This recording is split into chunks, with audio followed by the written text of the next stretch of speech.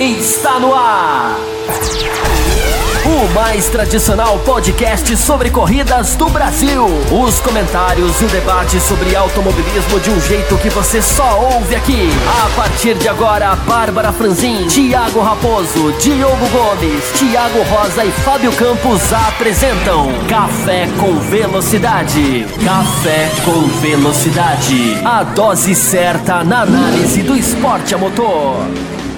Então desce mais uma dose de boas discussões do automobilismo. Seja muito bem-vindo ao Café com Velocidade, edição 564. Eu sou o Thiago Santa Rosa e estou aqui para apresentar mais uma semana em resumo do que foi as principais categorias do automobilismo, do motociclismo internacional e nacional, por que não? Sim, aqui a gente discute Fórmula 1, aqui a gente discute MotoGP, discutimos Fórmula E, discutimos Stock Car, discutimos Fórmula Indy e esta semana é especial porque vamos discutir todas essas categorias. Um pouquinho em umas, um pouquinho mais em outras, enfim. Semana especial, sabemos que não é todo mês de maio que tem corridas especiais. Na verdade, sim, todo mês de maio a gente tem 500 milhas de Indianápolis, a gente tem Grande Prêmio de Mônaco, sempre trazendo aí aquela questão do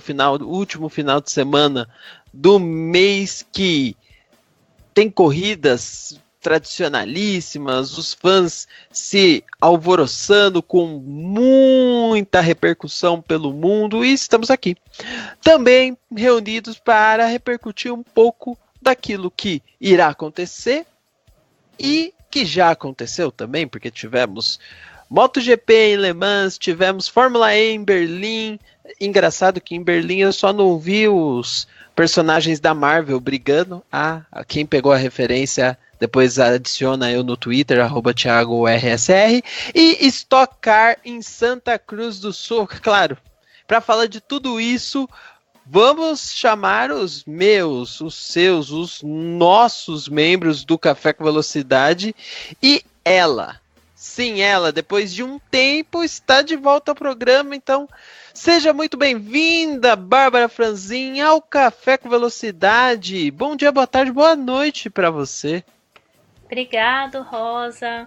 Bom dia, boa tarde, boa noite a todos que nos escutam, aos amigos da bancada. Sim, fiquei um tempinho, né, fora, aproveitando férias, dando uma passeadinha por aí, mas sempre ligada no que, na medida do possível, no que estava acontecendo. E esse final de semana digo que voltei de verdade mesmo e tô aqui pra gente comentar nossas categorias aí ao redor do mundo.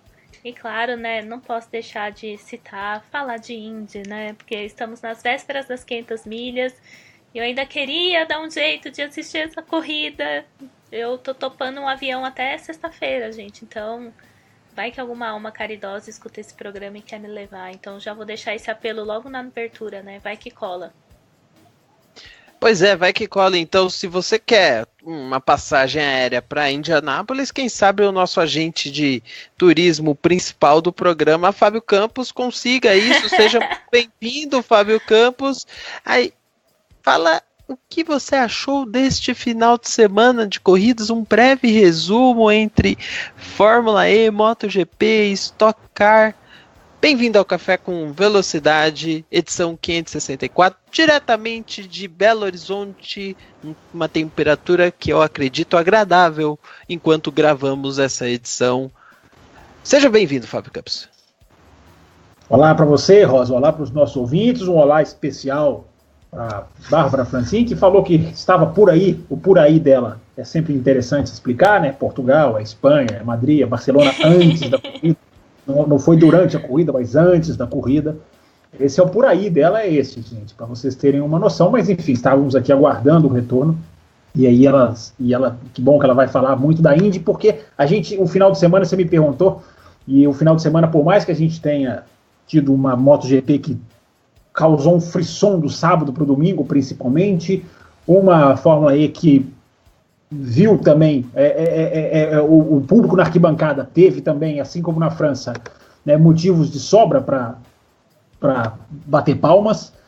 Mas o final de semana a gente teve uma Stock Car em Curitiba não, desculpa, Santa Cruz do Sul, né, na verdade, no Rio Grande do Sul, não é nem no Paraná, apaga Curitiba. Mas o que eu mais me interessei nesse final de semana e mais mergulhei foi na 500 milhas de Indianápolis, nos treinos, no drama. O que a gente viveu no sábado e no domingo foi uma coisa absolutamente... O clima da corrida para quem sintonizou, eu nem sei se a televisão brasileira transmitiu, deve ter transmitido, né? Porque tem muito brasileiro.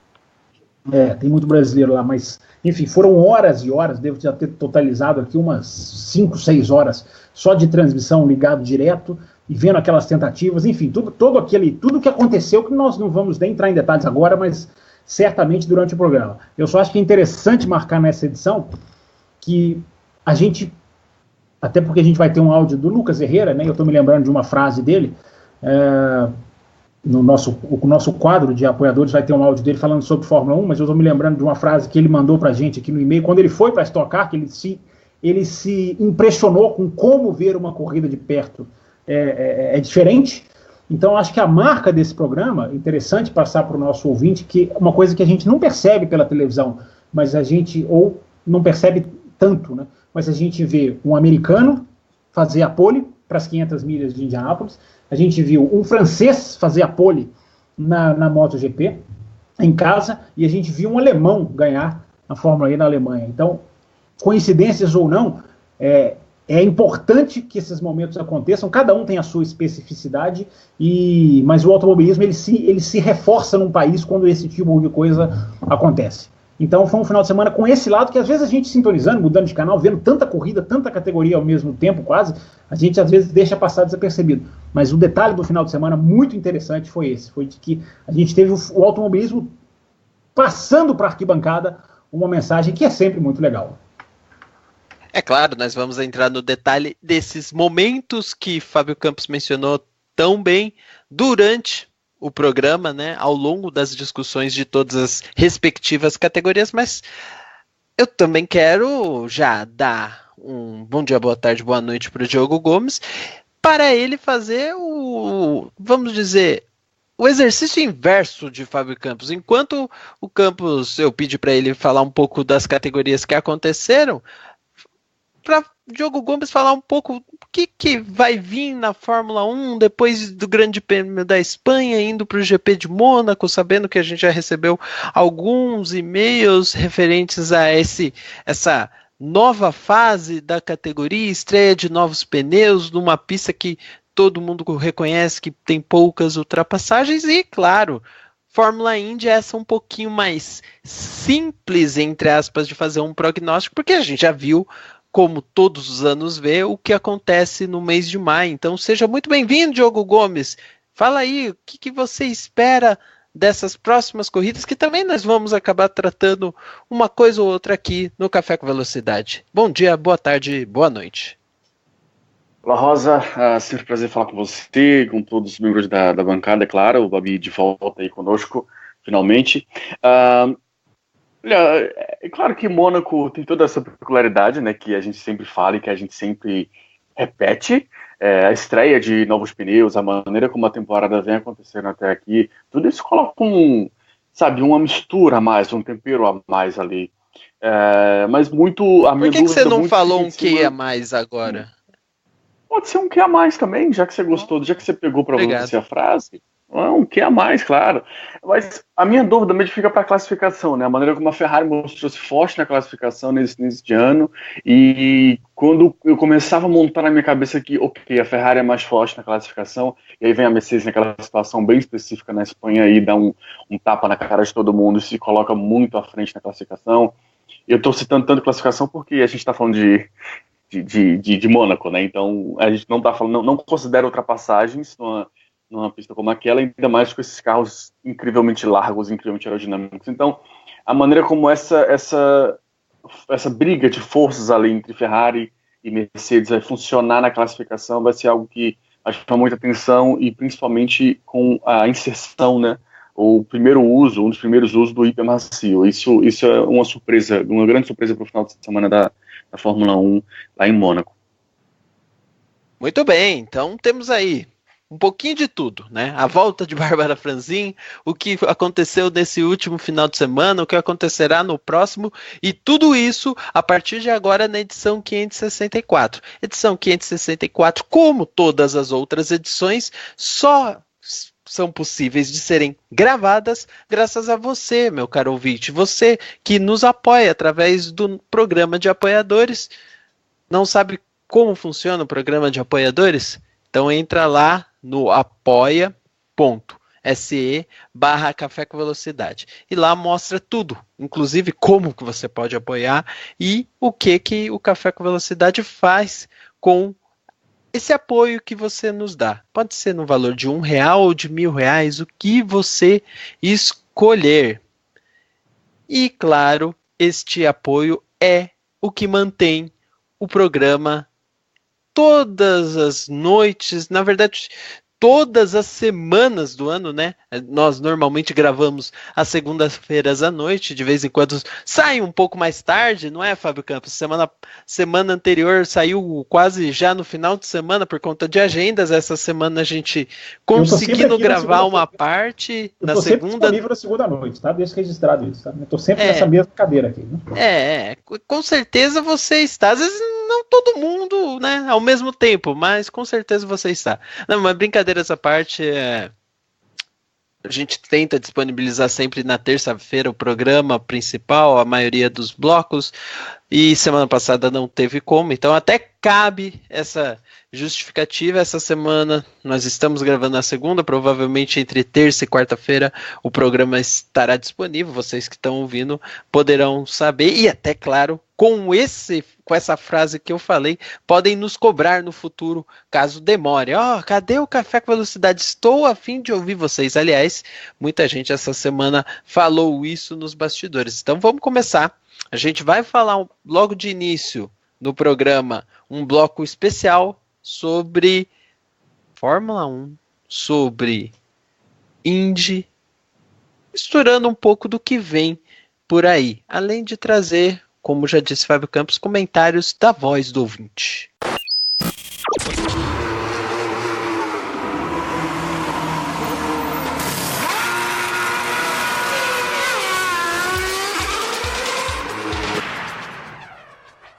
Bom, então começando as discussões a respeito do que vai vir no próximo final de semana, um final de semana tradicional do automobilismo, né? O último final de semana do mês de maio, sempre entregando duas provas com história, né? Uma, as 500 milhas de Indianápolis, e a outra, a Fórmula 1 em Mônaco, né? Duas corridas tradicionais, muito diferentes uma da outra, né? Mas que traz a atenção de todos, inclusive dos nossos ouvintes que já trazem algumas opiniões para a gente discutir e, inclusive, ainda algumas coisas remanescentes do GP da Espanha, no caso da Fórmula 1, mas que faz essa ponte, né, entre este momento sempre interessante do mês de maio do automobilismo em geral, quando principalmente no caso da Indy, chega a ser a principal corrida do ano, né? Vou até passar rapidamente para Bárbara Franzin, comentar um pouquinho sobre Fórmula Indy, antes de passar até um áudio que a gente tem do Herrera, só para ela falar de novo um pouco sobre essa emoção, né, Babi, que é muito forte, é muito intensa de quem esteve lá, né? Ver aqueles carros passando a 360 por hora e aquela disputa emocionante sempre traz marca, né? Traz algo especial. Nem me fale, assim, é um sentimento que cada vez que aparece essa pista na TV e eu tô aqui de longe, eu falo, ai, como eu queria estar lá, e como esses caras são malucos, porque realmente as médias de velocidade que eles fizeram foram impressionantes, na verdade, e dá muita vontade, por isso que eu já abri o programa falando, não, me levem para Indianápolis, por favor, eu toparia entrar no avião, e eu tenho, né, super medo de avião, e eu toparia, eu vou na boa, não tem problema, só para poder acompanhar a corrida mais de pertinho. E esse ano, especificamente, durante os treinos e principalmente no Qualify, tivemos aí momentos de extrema tensão, de favoritos ficando de fora, teve choro, suor e lágrimas, como dizem. Então a gente viu esse misto, né? Teve de tudo um pouquinho, então foi muito interessante de acompanhar. É um pouco difícil deixar um pouco o coração de fã do lado, assim, eu tô um pouco besta até agora com as coisas que aconteceram, mas analisando friamente, eu acho que foi bem interessante, foi bem disputado, assim, surreal como de um dia para o outro as coisas podem sim mudar 100%, então quem tá bem num dia não tá bem no outro, e quem você acha que vai fazer a pole não faz. E tem o destaque também que é a última corrida da Danica Patrick, que foi muito bem, me surpreendeu pelo desempenho, mas não pelo carro, né? Para quem não acompanhou assim muito de perto, ela tá num dos carros da equipe do Ed Carpenter, que é fera em ovais, principalmente em Indianápolis, então ela vinha com um ajuste muito bom. E se eu tivesse um motivo para recomendar para assistir essa corrida, né, se é preciso, né, porque eu imagino que Mônaco e 500 milhas tem que assistir independente de qualquer coisa. E um dos motivos é que é a despedida dela do automobilismo, né, não da Fórmula Indy, de outras categorias, é do automobilismo. Então já vale a pena por conta disso, e sempre porque é uma corrida arriscada, eles estão ali realmente colocando as vidas à prova. Quando você vê os carros saindo na largada, você fala, meu Deus, eles são todos loucos. E realmente são. E a gente aqui do outro lado também é um pouco louco de gostar tanto e de acompanhar. Então foi um fim de semana bem interessante, né? Até o Campos falou na abertura sobre acompanhar na transmissão brasileira, e eu confesso que eu achei muito melhor, porque a ABC tem comerciais infinitos, é um horror. Eu fiquei acompanhando a transmissão e falei, meu Deus, volta a Band Esportes, porque não tem essas interrupções todas. Então, por esse lado, foi melhor assistir na TV brasileira. Então, já tô aqui, super na expectativa, contando os dias para chegar domingo. Claro, acordando cedo para ver Mônaco, mas o coração bate mais forte quando começa aquele Start Your Engines. Aí que o bicho começa a pegar mesmo.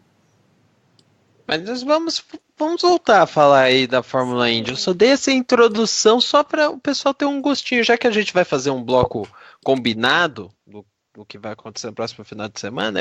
Aí eu trago o parecer inicial da Fórmula Indy agora no início para manter a audiência ligada, os ouvintes antenados até o fim do bloco para lembrar, ela falou disso no início, vão trazer isso, então vamos ficar atentos porque tem mais coisas a ser comentados, a serem falados e comentados ao longo deste bloco. Mas vamos voltar aqui porque tem Fórmula 1, tá?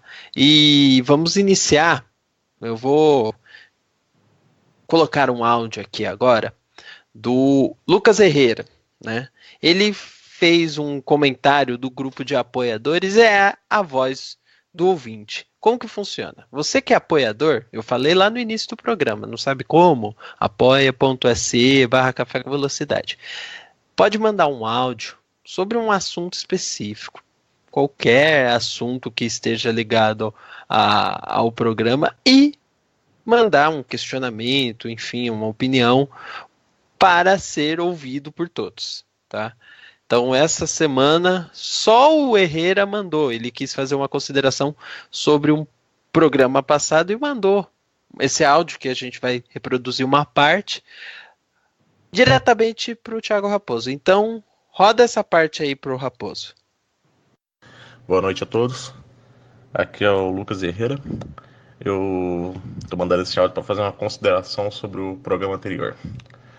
Especialmente, no caso, a consideração é para Thiago Raposo. Uma pena que nesse próximo programa ele não vai poder estar para responder. Eu imagino que em algum momento ele veja e acaba me respondendo. Mas a parte que eu quero falar especificamente é no que ele diz que quem critica, no caso, a estratégia da Ferrari no último GP, no GP da Espanha é profeta do acontecido. Pois bem, eu não sei se ele falou isso daí especificamente, ou com certeza não foi especificamente para mim, deve ter falado em geral, né? Mas de qualquer jeito eu vesti a carapuça e estou aqui para rebater o que ele falou. A questão é a seguinte, eu estava assistindo, no caso, a corrida na hora, e eu estava acompanhando pelo grupo de WhatsApp nosso mesmo, e quando o Vettel parou da segunda vez, eu cheguei e falei, Vettel parou. Aí depois ele saiu atrás do Verstappen. No que ele saiu atrás do Verstappen, eu cheguei e falei no grupo, 1 minuto depois da parada dele, não foi no final da corrida, depois de ter visto o resultado, longe disso, falei 1 minuto depois da parada dele, falei, a Ferrari fez merda. O Vettel não vai passar o Verstappen. O Vettel não vai passar o Verstappen, o Vettel vai ficar atrás do Verstappen e vai terminar em quarto. Por que eu falei disso? Porque eu tenho bola de cristal? Não, óbvio que não. Eu falei isso analisando o que estava acontecendo na corrida. E vou dizer, tipo assim, uma situação especificamente na corrida que eu tinha visto, que para mim era muito claro, que para mim era um exemplo claro do que ia acontecer com o Vettel. Que os pneus mais novos não estavam tendo tanta diferença sobre os pneus antigos. Eu lembro especificamente do caso do Hamilton. O Hamilton, logo depois que ele saiu dos pits dele, ele ficou atrás do Verstappen. Ele voltou, acho que uns 2 segundos atrás do Verstappen, logo ele colou, mas não conseguiu passar. O Hamilton não conseguiu passar. O carro mais rápido da corrida não conseguiu passar o Verstappen, que estava com pneu de 30 voltas. O Hamilton estava com pneu de 5 voltas. O Hamilton com pneu de 5 voltas, coisa do tipo, pode estar um pouco mais, um pouco a menos, mas era em média disso daí. O Verstappen com pneu macio de 30 voltas, o Hamilton com pneu médio de 5 voltas e não passou. Ficou atrás, ficou sendo preso pelo Verstappen. Depois isso não fez diferença nenhuma na corrida, porque o Verstappen parou, demorou um pouco mais para fazer a parada, mas parou, o Hamilton assumiu a liderança e foi embora. Mas por algumas voltas ele ficou preso atrás do Verstappen. Aí eu te digo, o carro mais rápido da corrida, com um pneu mais novo, bem mais novo, não conseguiu passar. Por que a Ferrari ia conseguir fazer isso? Por que a Ferrari ia conseguir fazer isso? Para mim, isso não faz sentido você ter uma ideia dessa. Para mim, então, isso era uma estratégia falha desde a hora que eu vi que isso daí. Depois, até, uma explicação que possivelmente uma explicação que eu ouvi depois, eu vi de relance, talvez até se vocês souberem alguma informação melhor, eu vi que alguém pudesse falar que talvez o Vettel estava com algum problema no pneu e por isso teria que fazer a parada. Isso daí talvez fosse uma explicação, mas estratégia por si só, para mim era muito claro que o negócio não ia funcionar. E isso, te falei, isso é uma coisa, eu sou um cara de exatas, eu trabalho com lógica. Para mim isso era lógico na hora que foi, não é invenção, não é achismo. Para mim era o que a lógica dizia na hora, era isso daí. Olha, o Hamilton, um carro mais rápido, com um pneu mais novo, muito mais novo, não conseguiu passar o Verstappen. Como que o Vettel, com um pneu que estava, 10 voltas de diferença, não era nem de perto de mais de 20 voltas, como era o Hamilton, o Vettel com um pneu desse, não. Como que ele ia passar com um carro mais lento, um carro não tão rápido quanto uma Mercedes? Como que ele ia conseguir passar o Verstappen, e especificamente passar outros, o Hamilton, como ia chegar no Bottas, o Hamilton? Para mim isso não fazia nenhum sentido. Por isso, na hora eu sou torcedor Vettel, na hora no grupo, eu fiquei louco no grupo, eu falei, a Ferrari devia contratar eu para ser estrategista dela, porque para mim era muito claro que aquilo não daria certo. Era muito claro isso para mim. Bem, era só essa consideração mesmo que eu tinha que fazer, galera. Bom programa para todo mundo. Bom, Lucas Herrera aí falando bastante sobre a estratégia da Ferrari, né?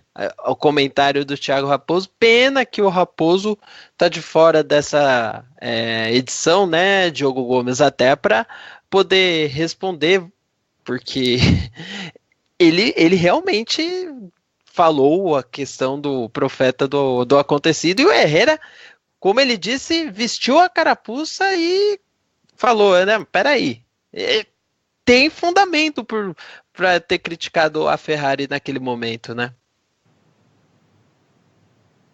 Olha, tem fundamento, mas assim, é claro que o Herrera, enfim, ele diz que entendeu, né, a estratégia antes e tudo mais, mas ele é um cara que tá nos nossos grupos, que, enfim, que conversa com a gente constantemente, que já acompanha a Velocidade há um certo tempo, e que também tá ligado nas redes sociais, então ele sabe que profetas do acontecido é o que mais tem por aí, né? No caso, ele não exatamente se encaixa nesse grupo, vamos colocar dessa maneira. Mas, enfim, o ponto aquilo teve uma grande mudança, né? A questão da estratégia, eu repito, minha opinião do do programa passado, eu creio que mais em cima de questão de ritmo mesmo, de performance.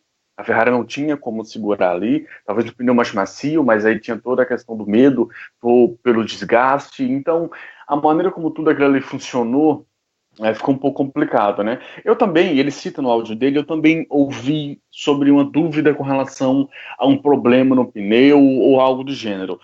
Porém, eu vi muito rapidamente, e eu acho que se é algo que é tão definitivo, se a Ferrari só parou por um problema no pneu, isso teria sido melhor divulgado até pela própria equipe, né? Até para explicar toda a situação, porque querendo ou não, na estratégia eles acabaram perdendo um pódio, eu não vou dizer garantido, mas um pódio que estava bem encaminhado, podemos colocar dessa maneira. Então, se houvesse um problema em relação ao pneu, talvez alguma divulgação maior em cima disso, não vi, então interpreto mais como erro de estratégia, sim, talvez, mas principalmente falta de ritmo da Ferrari naquela segunda parte, de conseguir descontar em cima do Verstappen naquela posição ali. De novo, pode ser pela questão do pneu, pode ser, mas enfim, eu acho que a Espanha deu pra gente um show bem interessante com relação a essa diferença. Ela deu um show pra gente de mostrar que a gente, na realidade, não sabe de nada, né? Porque tudo que a gente achou que sabia, como eu citei na abertura, o GP da Espanha ele veio para meio que derrubar. Tem algumas coisas, claro, algumas linhas que ainda a gente pode se pegar porque ainda fazem sentido, ainda tem uma ligação interessante, mas tem muita coisa que foi jogada fora, sabe? É como se cada GP fosse único. E aí a gente tem que parar para pensar o quão disso realmente joga tudo fora, o quão dá para entre aspas, reaproveitar, o quão o GP da Espanha foi específico, até pela questão de pneus específicos que foram usados sim para o final de semana da corrida. Então, tem muita coisa ali que deixa a gente bagunçada. A cabeça da gente bagunçada, melhor dizendo. Eu queria que o próximo GP não fosse Mônaco. Primeiro, eu não sou um grande fã de Mônaco, nem tendo pessoas que são, para ser bem honesto, mas enfim, eu queria uma pista mais aberta, sabe? Uma pista mais desafiadora, algo que pudesse enfim, gerar uma corrida mesmo, para a gente ter mais uma prova, porque tá animado. Eu queria outra Baku, sabe? Eu queria outra Espanha, outro Bahrein. Infelizmente, nesse momento a gente vai para Mônaco, com toda a sua história, mas um local que, infelizmente, eu não consigo ir animado, porque as chances de vir uma corrida limitada são muito grandes. Tomara que eu esteja errado e um raio caia, como já caiu algumas poucas vezes na história, mas já caiu e de Mônaco sai uma corrida boa. Fábio Campos, eu até queria chamar você agora, não para comentar fazer um comentário em cima do que o Diogo falou e tudo mais, porque eu vou primeiro dar de novo, mais uma bronca nos nossos apoiadores. Porque eu mandei um áudio durante a semana pedindo para eles, Fábio Campos falou no programa passado que acompanhou, teve acesso à gravação ou a transmissão da F1 TV, correto? Mais ou menos, mas pode continuar. Mas eu fiz isso estimulando eles a mandarem áudios para questionar, para falar como foi a experiência, para você poder fazer a sua resenha a respeito da sensação que você teve. E claro, a gente poder falar um pouquinho desse novo meio de assistir Fórmula 1. Só que não recebi áudio algum. O Herrera mandou esse áudio pro Raposo, mas os áudios para você não vieram. Eu acho que os seus fãs do Twitter, pessoal do WhatsApp, não tá muito afim de ouvir você, Fábio Campos. O que você tem a falar sobre isso especificamente? Bom, primeiro que eu não tenho fãs, né? Nem de WhatsApp, nem de Twitter. Seguidores têm, conta-se nos dedos, mas nem se compara a eu de vocês, mas vocês merecem, porque vocês são muito mais assíduos, né, nessas redes sociais. E, aliás, o que eu li no grupo a esse respeito, não sei se foi antes ou depois do áudio, porque eu confesso que a semana passada acessei pouquíssimo o WhatsApp, principalmente o nosso grupo de apoiadores, né, que sempre fica aqui armazenadas as mensagens, depois dá para ler com calma, né, o grupo que você que apoia o café com a quantia que quiser tem acesso, e é de onde saem esses áudios que podem entrar aqui, como o do Herrera, para falar sobre qualquer assunto. Mas eu não me lembro, alguém colocou, foi o Ricardo que colocou se ele assistiu pela F1 TV ou foi cascata? Primeiro que eu não falo cascata aqui no programa, eu não venho aqui para o programa para falar cascata. Então, se eu não tivesse assistido, e eu falei claramente no último programa, que não é que eu tive acesso ao dispositivo, porque não, eu ainda disse isso, eu estou no Brasil, e o Brasil, quem estava fora do Brasil era outra pessoa aqui do programa. Quem está no Brasil não tem acesso a esse programa, mas eu acho que não foi compreendido. Então, pelo menos para fazer esse esclarecimento, né, eu acho que vale a pena voltar ao tema, porque do mesmo jeito que a gente acessa canais que a gente não pega aqui no Brasil, o submundo que a gente costuma dizer brincando, né, dos arquivos online, eles também proporcionaram um gosto do que vai ser essa F1 TV, que começou com muito problema, né, isso tem que ser frisado como ponto principal, né, com falhas de sinal, com momentos que não foram transmitidos, com alguns países que perderam um pedaço de um treino e outros não, enfim. Mas no final de semana do Grande Prêmio da Espanha, eu fiquei com uma certeza de que esse dispositivo, evidentemente, ele não pode entrar em funcionamento sem estar pronto, é um erro. Mas quando ele estiver pronto, ele vai ser um dispositivo muito interessante. Porque ele disponibiliza uma série de corridas históricas, eu até anotei aqui, mas agora não sei onde coloquei o papel, confesso. Mas ele tem uma série de corridas históricas que estão lá, que o ouvinte pode... ouvinte, né? Quando as pessoas, por exemplo, no Brasil puderem, espero que possam, né, em breve, vão acessar, me parece que as corridas ficam, essa eu ainda não tenho certeza, que eu sempre falei, né, a minha grande dúvida para eu assinar ou não é se essas corridas vão ficar disponíveis depois, né, para não precisar assistir ao vivo. Eu tenho terror de assistir as coisas ao vivo, mas tem GP3, tem Fórmula 2, então se esse aplicativo parece que vai funcionar muito bem, não só no aspecto do acesso a outras categorias e também a Fórmula 1, como num banco de dados que parece que pode ser interessante, né? Esse final de semana da Espanha, eles transmitiram, eles abriram o sinal da pista, é só isso que eu queria dizer, para a gente não precisar entrar muito no assunto, portanto.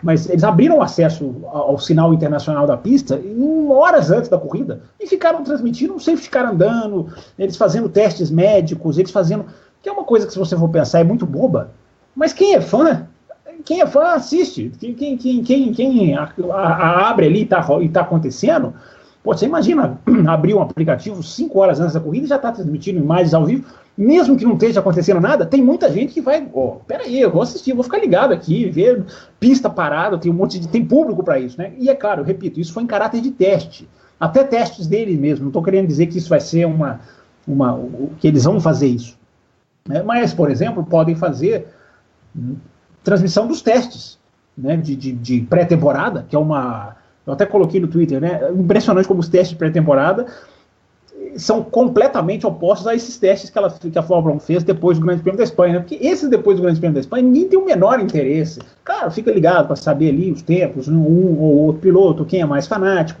mas no geral ninguém tem o menor interesse, né. Nos testes de pré-temporada, que são tecnicamente tem o mesmo valor, né, durante a temporada, mas está todo mundo tão com saudade da Fórmula 1, então pode ser uma ferramenta, né, eu estava vendo essa transmissão do safety car andando, transmitem nada, não tem nem narrador, fica o sinal aberto e ficam ali testando câmera, tem momento que você vê que eles estão testando câmera, né, então quem gosta desse lado, assiste, mesmo que seja uma besteira qualquer, né, mas fiquei pensando nisso, pode ser até um canal de transmissão para fazer uma pré-temporada mais atrativa, né, já que tem tanta gente que fica sedenta naquele março antes da Fórmula 1 começar. Enfim, só deixar isso claro, né. Tem muito mais detalhes que a gente traz, portanto, aí ao longo do ano, né, para não precisar estender sobre esse assunto, já que você falou que os ouvintes não querem, eu repito, não acompanhei o grupo, não sei se foi falado A, B ou C, só acompanhei essa menção ao meu nome lá que perguntava se era cascata. Não, vale a pena, vou repetir o que falei aqui no programa passado.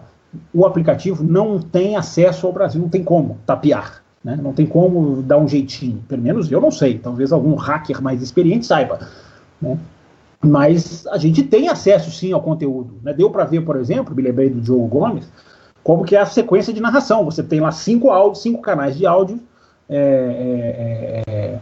você pode escolher, você tem um canal que é sem narração. Me lembrei do Diogo Gomes nessa hora, porque a música ali da Fórmula 1, naquele pedaço pós-vinheta que a gente já brincou aqui na Austrália, né, que é de arrepiar, você tira qualquer narrador ali, fica mais legal ainda. Então, são detalhes, curiosidades que a gente vai aprendendo mesmo à distância. Eu acho que para o programa, para o Café com Velocidade, eu me senti meio que na obrigação de investigar para tentar trazer aqui algumas informações. Tem mais coisas interessantes. Eu falei nas 5 línguas, tem o canal, um é inglês, o outro é alemão, tem o francês, tem o espanhol.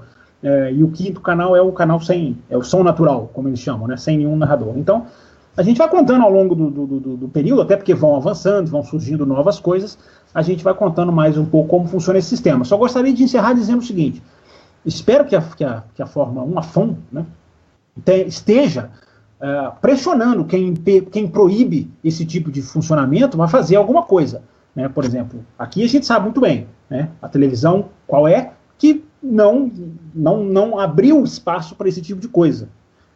Que se faça alguma coisa, então. Que a FOM tenha a perspicácia de, tudo bem, nosso serviço online não vai para o seu país, mas você faça alguma coisa online. Você disponibilize alguma coisa, e os canais Globosat estão até começando a dar passos nesse sentido, porque já tem a Stock Car, já fica lá disponibilizada. Por exemplo, a MotoGP passou a ser, a partir da corrida passada na Espanha, fica lá disponível. Eles só têm que aprender a não colocar o nome dos vencedores embaixo do vídeo, né? Porque eles não entendem que quem vai assistir não quer saber o vencedor na maioria das vezes. Como o brasileiro não tem a menor cultura anti-spoiler, e o americano tem, né? Eu estava vendo os treinos de Indianápolis, é impressionante como eles ficam passando informaçõezinhas ali no fundo da tela e pinta, né?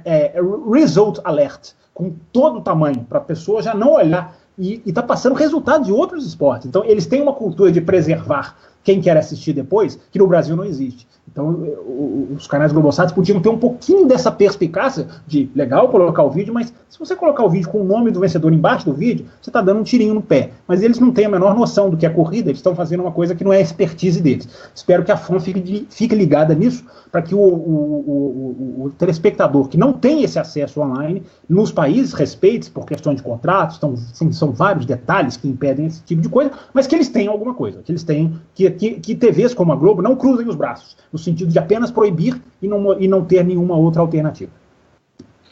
Muito bem, tem ouvintes.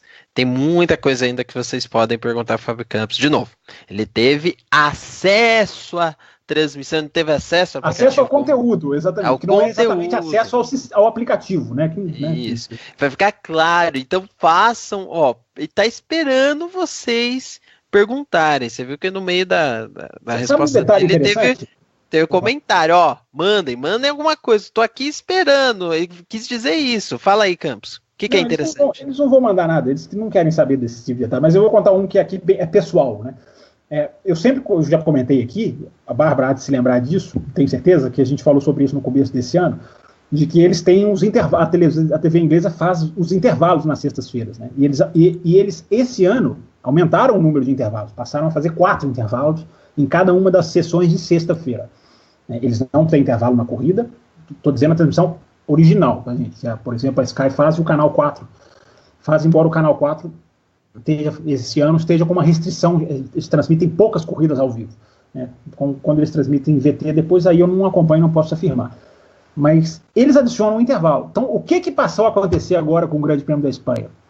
Quando eles vão para o intervalo, e eles são os narradores oficiais, né? Cada país tem os seus narradores oficiais que estão narrando para suas televisões, mas cujo sinal está sendo puxado para a F1 TV. Que é o caso, evidentemente, da Sky, porque é a única que transmite todas as corridas na Inglaterra, ao vivo. Então, o que acontece? Eles chamam, e eu sempre falei aqui, eu tenho que correr para a televisão brasileira, né? Porque, 4 intervalos são mais ou menos quase 20 minutos de um treino de 1h30. Eu acho um pecado perder tudo isso, né? Até porque eles têm uma maldição que sempre acontece alguma coisa quando eles vão para o intervalo. Parece uma coisa quase que ensaiada. O piloto roda, ou bandeira vermelha, enfim. Agora, o que eles fazem? Eles chamam o intervalo, mas eles continuam fazendo a transmissão. Eles não ficam mais 4 minutos calados, cada intervalo. Eles chamam o intervalo, eles não falam, né? Vamos para o intervalo. Não existe isso na TV não existe isso na TV na Inglaterra. Não existe. Posso falar desde que a transmissão da Sky começou em 2012, eles não falam exatamente assim, vamos agora para um intervalo. De vez em quando tem que interromper uma conversa, mas eles simplesmente se calam, coordenados pelo diretor, e entra a vinheta e vai para o intervalo. Eles fazem isso agora e 5 segundos depois eles continuam a transmitir, porque eles agora estão fazendo um trabalho também para a Fórmula 1, não só para a TV. Né? Então, esse detalhe, então eu não preciso mais correr para a televisão brasileira, nem mais nos intervalos, porque tendo acesso, eu não sei se eu vou ter acesso à F1 TV ou ao conteúdo deles, todos os grandes prêmios. Espero que sim, porque no submundo já começou os arquivos já começaram a rolar. Mas é interessante, um detalhe bobo também, mas é interessante como que os canais que transmitem estão mudando algumas coisas, não parando mais de narrar em momento nenhum, e porque eles estão fazendo o sinal agora internacional geral. Então isso é interessante para deixar aí colocado para o ouvinte.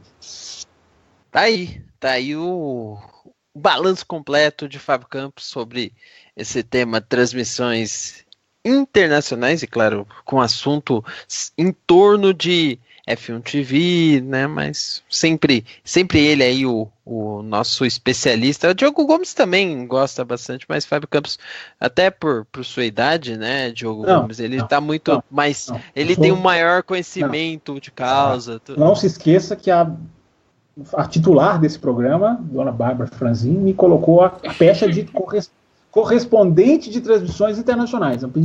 Tem isso. À medida que ela me colocou esse cargo, eu me sinto na obrigação. E eu fiquei esse final de semana do Grande Prêmio da Espanha, sem brincadeira, não foi nenhum sacrifício, claro, uma coisa que dá um maior prazer, mas correndo atrás justamente desses sinais, dessas transmissões, assistindo, anotando coisas aqui. Enfim, ainda tem muita coisa. Você falou que foi o parecer completo, ainda não, tem muita coisa que a gente vai passando para o ouvinte.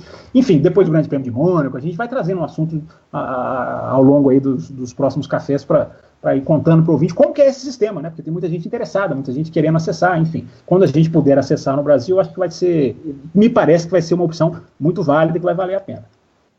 Bom, mas no assunto Fórmula 1 tivemos alguns e-mails referentes ainda a questões da semana anterior, inclusive tem um aqui do Jailson Fernandes, que por sinal me cobra a respeito de um tema, porque eu passei por cima por conta de algumas mensagens, mas não entrei no detalhe. Ele falou aqui, ó: acho que fui censurado pelo âncora. Você tem razão, Jailson.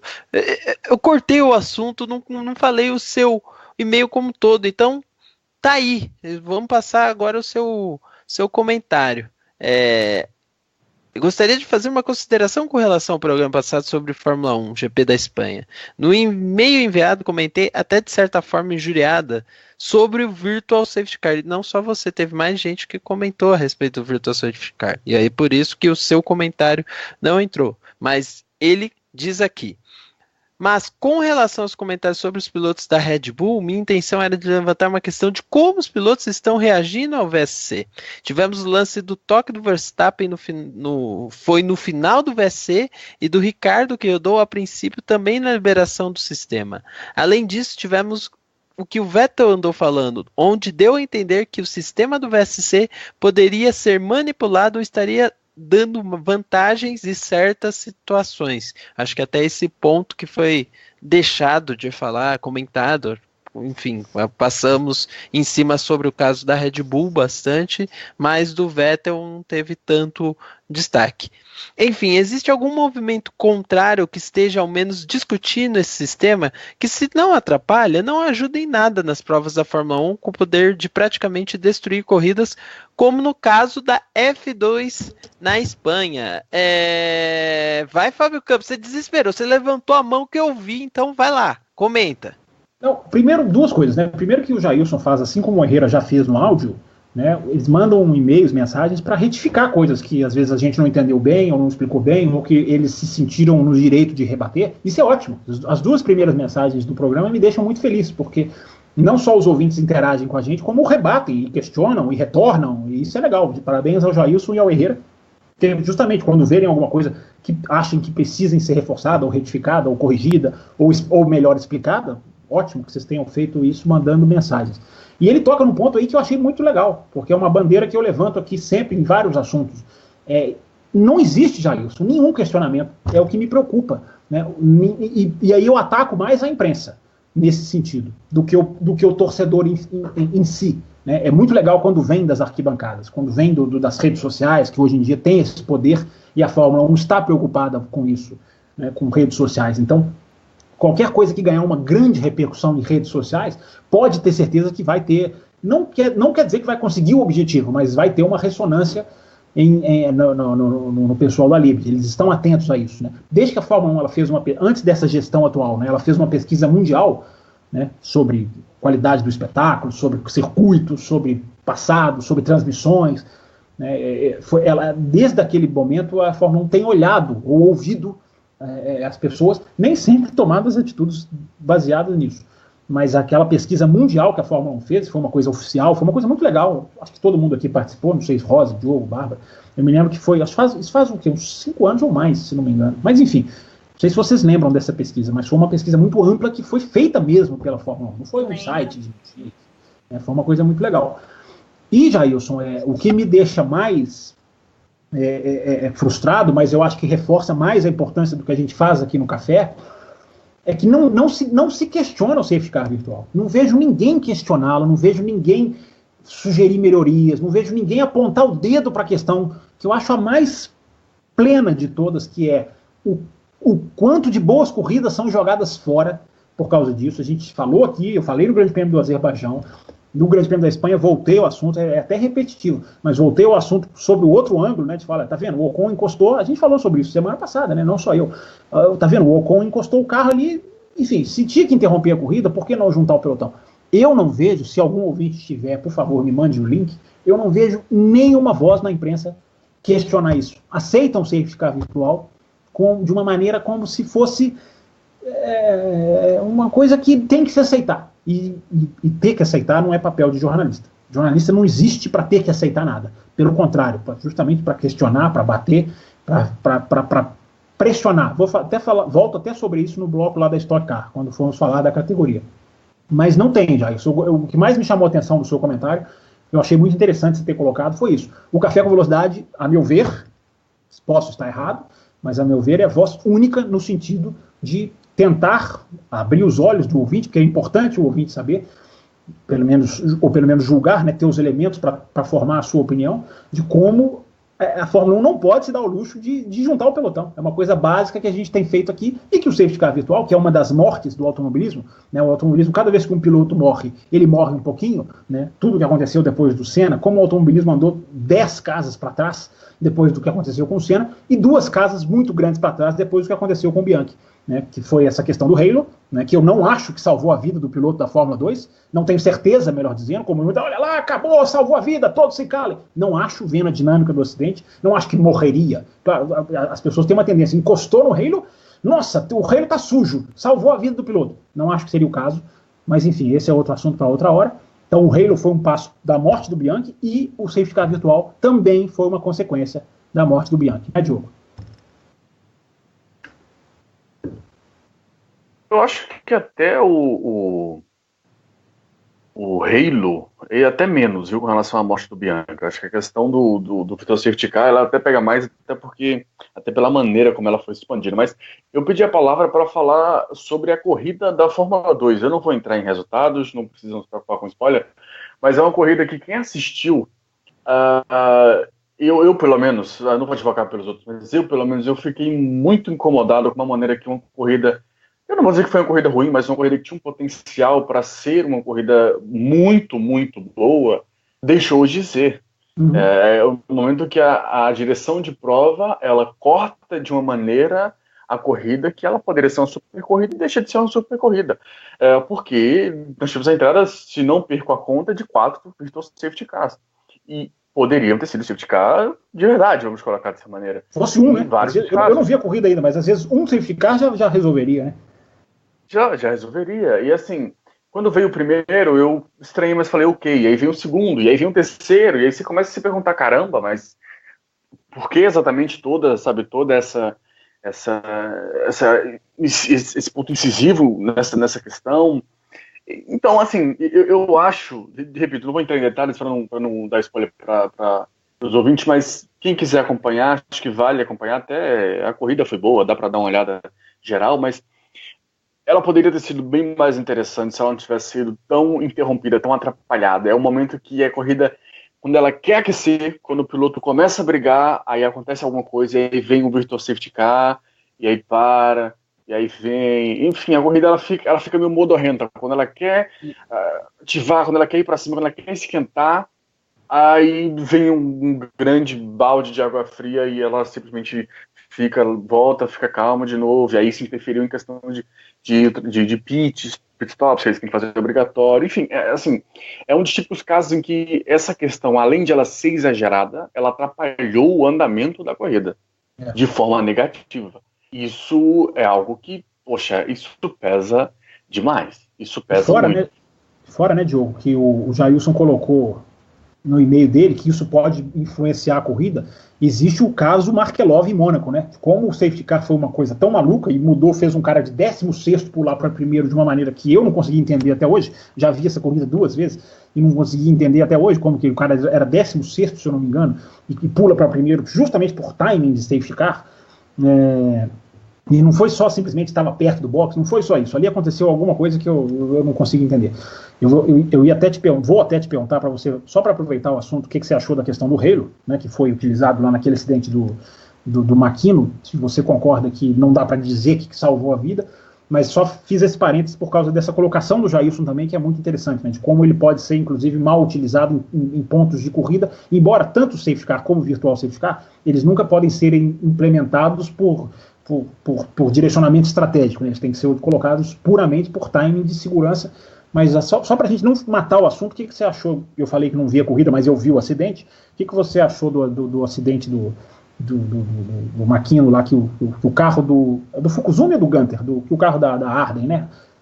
Sobe em cima e acaba tocando no Halo, né? Eu até respondi para um ouvinte nosso, acho que o Knopak, se não me engano, Knopak, acho que é esse o nome dele, né? Eu falo Knopak. Eu falo Knopak, mas eu lembro que tem um K na frente. Ele é bem ativo com a gente no Twitter, me marca sempre, o Campos também. Eu até respondi ele lá. Eu tenho sérias dúvidas se eu já sabia. Bom, primeiro, assim que eu vi a imagem, eu já sabia a repercussão, né?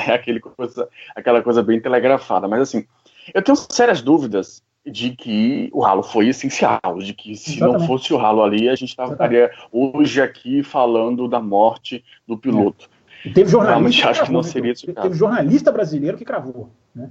A gente está numa situação em que, enfim, teve jornalista brasileiro acusando a equipe de desfavorecer, mas assim, ele foi abertamente, assim, o perfil: olá, equipe X, você está desfavorecendo o piloto brasileiro por quê? Uma situação tão embaraçosa que eu nem vi o trabalho de ler o resto das mensagens. Eu não acho que tenha sido uma situação nesse ponto. Claro que tem as marcas, então tudo isso dá aquele choque e tudo mais, mas eu já vi lances tão complicado quanto, se não mais. Eu até citando mais uma vez o Knopak, na resposta ao questionamento que ele me fez no Twitter, eu citei um acidente, eu estava tentando lembrar o nome dos pilotos, acho que o Dillman é um deles, acho que é o Dillman e o Berton, mas eu não tenho certeza com relação a esses nomes, mas é de alguns anos atrás, cerca de 3 anos atrás, da GP2, na freada, imagino que seja da curva 9, da 10, perdão, a 9 é aquela rápida da direita, né, que faz quase do pé embaixo, e tem a freada da 10, que é a lenta para a esquerda, que é um acidente tão forte quanto. Eu estou citando esse aí porque foi na GP2, né, agora a Fórmula 2, enfim, a mesma categoria ali. Mas diversos outros que acontecem aí de 1 milhão de maneiras diferentes. Aquele acidente do Schumacher com o Sutil em Abu Dhabi 2010, acho que todos recordam, né, que eles pegam um de frente com o outro e o carro do Sutil sobe, passa centímetros da cabeça do Schumacher. Se aliás, o discurso seria exatamente o mesmo: olha, não é o Halo, enfim, assim, eu não quero me colocar como um hater do Halo. Eu não gosto do Halo, eu já falei isso, mas eu não gosto por uma questão estética, e não é uma questão estética de deixar o carro feio, isso também, mas descaracterizar toda aquela questão, descaracterizar o piloto, enfim. O ponto fica a impressão de que as pessoas que foram contra o Halo, como o meu caso, que é tipo assim: olha, viu, isso aqui salvou a cabeça de fulano. Existe uma turma pronta, você seria culpado. Existe uma turma pronta para soltar o tá vendo, né? Quando acontecer. Quando acontecer, eu vou me calar. Não, até hoje não aconteceu, na minha opinião.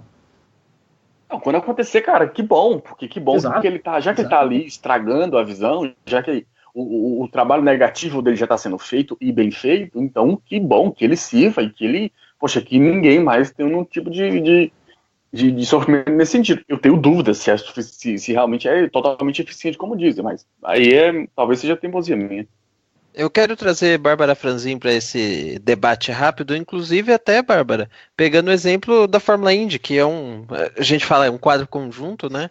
E a Indy, nesse sentido, sempre acaba trazendo um pouco mais de emoção para suas corridas quando tem essa junção, né, de grid, quando tem o safety car. Eles ainda não adotaram esse elemento e acho que você até cita, né, a questão da farofa, né, que a gente fala até em algumas vezes brincando, mas é verdade, né? Nesse caso, pelo menos a tendência de juntar o pelotão traz alguma emoção mesmo para corridas em que não tenham tanta disputa, como é o caso, né, desse GP como foi o caso desse GP da Espanha. Como que é o seu ponto de vista dentro dessa discussão, pegando o exemplo da Indy? Eu acho que mostra mais competitividade, dá mais vontade de você acompanhar, porque você fica ali, e agora, o que vai acontecer? E na Indy tem essa característica de uma bandeira amarela chama outra bandeira amarela. Então, quando tem uma situação de relargada, você já espera que possa acontecer alguma coisa. E conforme a gente vai se aproximando do fim da corrida, os pilotos ficam cada vez mais agressivos porque é a hora de buscar um resultado. Então, fazendo esse paralelo com Fórmula 1, eu acho péssimo que isso não aconteça mais. Eu também sou daquelas que não gosto do Virtual Safety Car, já falei aqui e reforço. Porque tira a graça, né, gente? O legal de ter um safety car, óbvio que a gente não quer ver nenhum acidente grave, mas se acontece algum incidente, se o carro atola numa brita, se precisa retirar um pedaço de detrito na pista que é necessário uma intervenção, poxa, coloca o safety car, deixa o pelotão aproximar. É um elemento que pode ser injusto com o piloto que está ali com 10 segundos de vantagem pro próximo, mas pro fã, para quem está em casa assistindo, é muito mais legal do que você ver uma filinha indiana ali separada por vários segundos um piloto do outro, não tem a menor graça. Então, pelo menos quando eu assisto a Indy, eu fico com a maior expectativa de mais uma volta, vai relargar, o que vai acontecer? Tem aquele piloto que é mais agressivo que vai tentar agora, ou será que ele vai segurar? Ou dar uma empurrada na grama? Então, não que a gente queira que todas as corridas fiquem sempre em bandeira amarela eternamente, né? Como já aconteceram alguns casos na Indy de tem uma batida, 2, 3, 4 e fica uma bagunça e tem gavetamento de carro em curva. É uma coisa meio maluca mesmo. Mas eu acho que é mais interessante. Vendo como espectadora, fica muito mais atrativo. E talvez pro próprio piloto também, né? Porque ele tem uma chance ali de conquistar uma posição.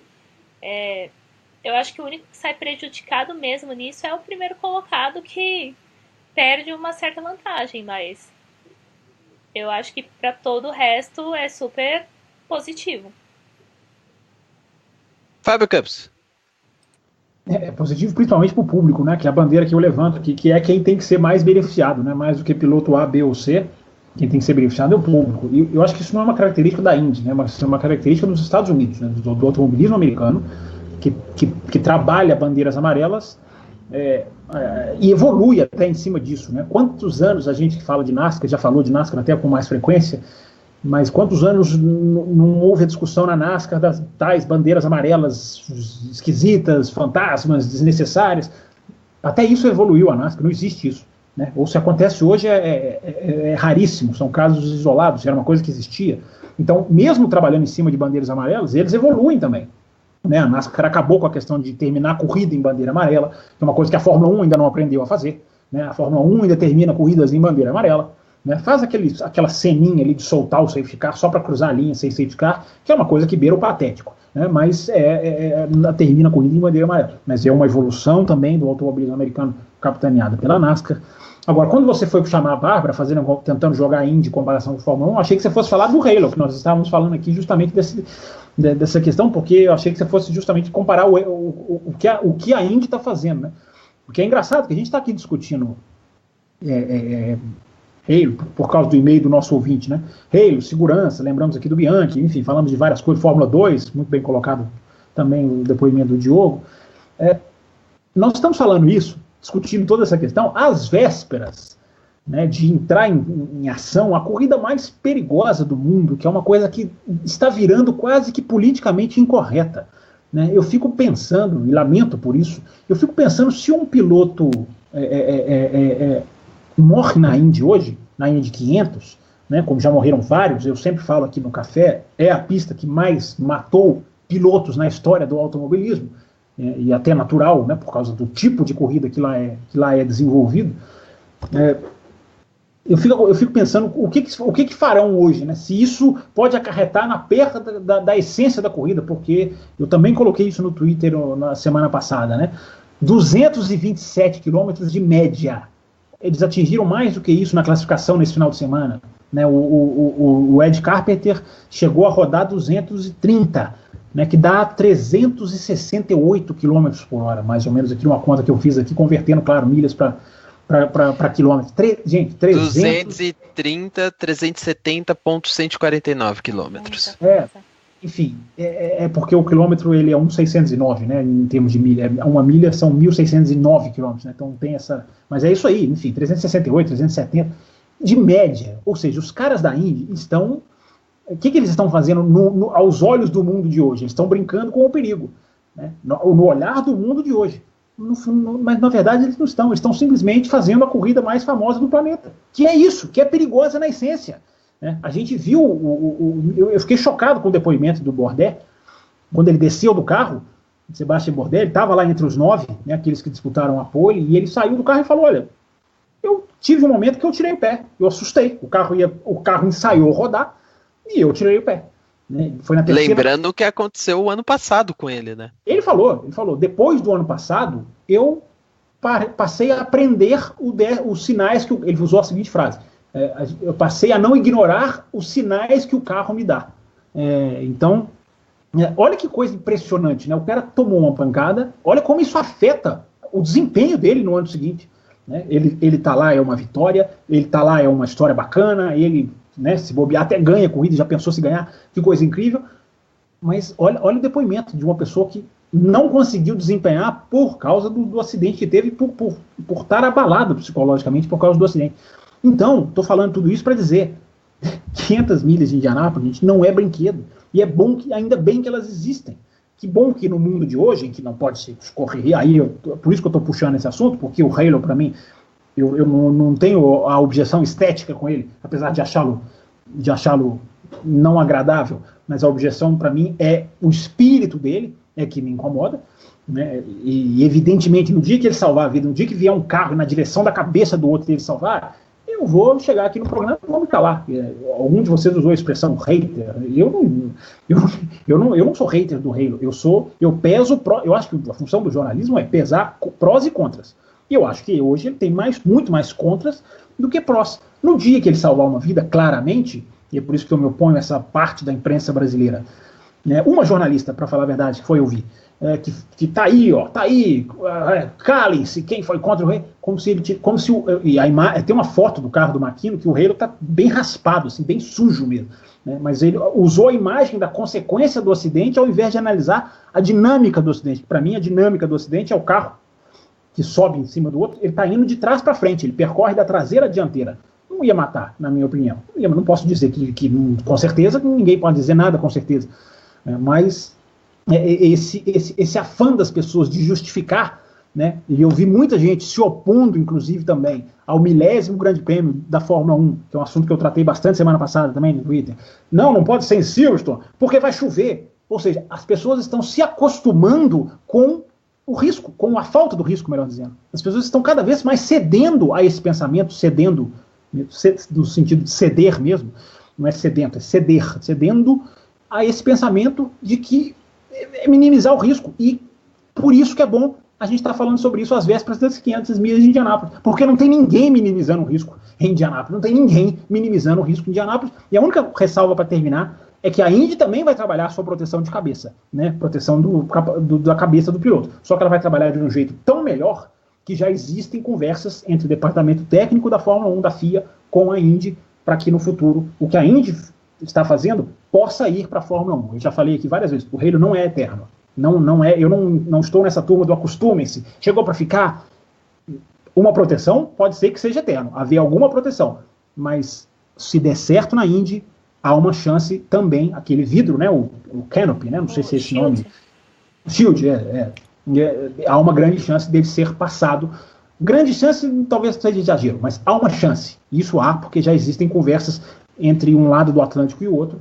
Ele pode ser aproveitado também pela Fórmula 1. Matheus Ferreira, mudando agora de assunto, ele fez um comentário geral também, pegando um pouco daquilo que se falou no programa passado.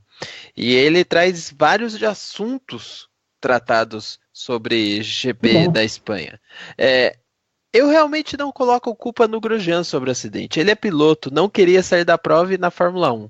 E, curiosamente, o Matheus usou talvez o nosso argumento de misturar os programas de Fórmula 1 e Indy.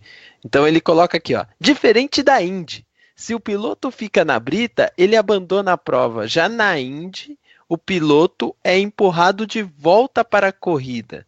Tá? Só vi na Fórmula 1 piloto ser empurrado de volta para a pista uma vez que me lembro. O Hamilton acho que em Fuji, se não me falha a memória. Não. Foi, Matheus. Em Hockenheim 2007, aquela corrida A memória de Fábio Campos, Matheus, desculpa, né? Ele tem que. Ele quase humilha a gente às vezes, né? Porque, né? Você manda humildemente assim, se não me falha a memória. Aí o Fábio Campos vem, não, a sua memória tá falha mesmo. Vai lá, Fábio Campos. Eu não tô negando, não, que eu tô até tentando puxar Fuji aqui também, mas eu tô me lembrando até de outro também, pode ser uma adição, mas é o que me vem à cabeça, o de Hockenheim 2007, vocês vão se lembrar. O Hamilton, ele bate ali na curva 1, ele escapa, né? Não bate, mas ele escapa na brita. Ele é carregado dentro do carro pelo guindaste, e o guindaste o coloca na pista e ele continua a prova. Depois, eu acho até que o baniram, o tiraram, acho que da corrida, se eu não me engano, por conta disso. Mas foi um auxílio e foi até uma imagem engraçada, porque é uma coisa rara você ver um carro sendo carregado no guindaste com o piloto dentro, né? Então, isso aconteceu nesse Grande Prêmio de Hockenheim em 2007. Mas a observação do Matheus, enfim, memórias à parte, a observação dele é muito interessante, é uma coisa que eu não tinha parado para pensar. Na Indy, é um procedimento padrão de se colocar o cara de volta na corrida, né? Os marshals, né? Qual que é o nome em português aí? Aqueles que ficam ali durante a pista. Os fiscais, isso. Nossa, essa estava fácil. Os fiscais, eles têm o equipamento de ligar o carro, inclusive, na Indy. Eles podem religar o carro do piloto, porque eles têm cada um equipamento ali de poder religar o carro do piloto. Então, isso é interessante que o ouvinte colocou, que o Matheus colocou, porque há inclusive esse trabalho técnico dos fiscais de ajudar o piloto a voltar, não só aquela cordinha, né, que amarra, passa aqui no Santo Antônio, o piloto segura aqui com a mão, né, uma mão ele vai guiando, a outra ele segura, na hora que ele quer ele solta, né, na hora que ele já está perto do box ele solta. Não só esse incentivo dele continuar na corrida é interessante, como até às vezes até ligar o carro, reacionar o carro. Então isso é interessante mesmo. A Fórmula 1 tem essa cultura de foi, rodou, parou, acabou, não tem chance, se bem que a Fórmula 1 tem os autódromos sem brita, né? Os novos autódromos eles não têm brita, o que também ajuda muito, contribui para o piloto não abandonar uma prova, né, em caso de rodada. Bárbara Franzin, você sempre é chamada quando alguém fala na Fórmula 1 e na Indy. Então, Fórmula 1 e Indy é contigo. Depende, eu achei que você ia me fazer uma pergunta, porque aqui é assim, ó. Não, pode, faça um comentário, inclusive até a sua opinião a respeito desse procedimento da Indy e tudo. Nunca se esqueça que você é a dona do programa. Não, eu acho que já foi de Indianápolis também, né? O ouvinte que está chegando agora, Bárbara Franzin foi na 100ª, não é, Bárbara? Exatamente. Saudades. Essa é a 102, ela foi na 100ª, então ela pode falar, inclusive, do universo de Indianápolis, muito, vai falar na semana que vem, enfim. Mas, enfim, continue. Só passando essa informação para o ouvinte que está chegando agora, às vezes não conhece, não sabe, ou esqueceu. Bárbara esteve lá. Estive e foi incrível.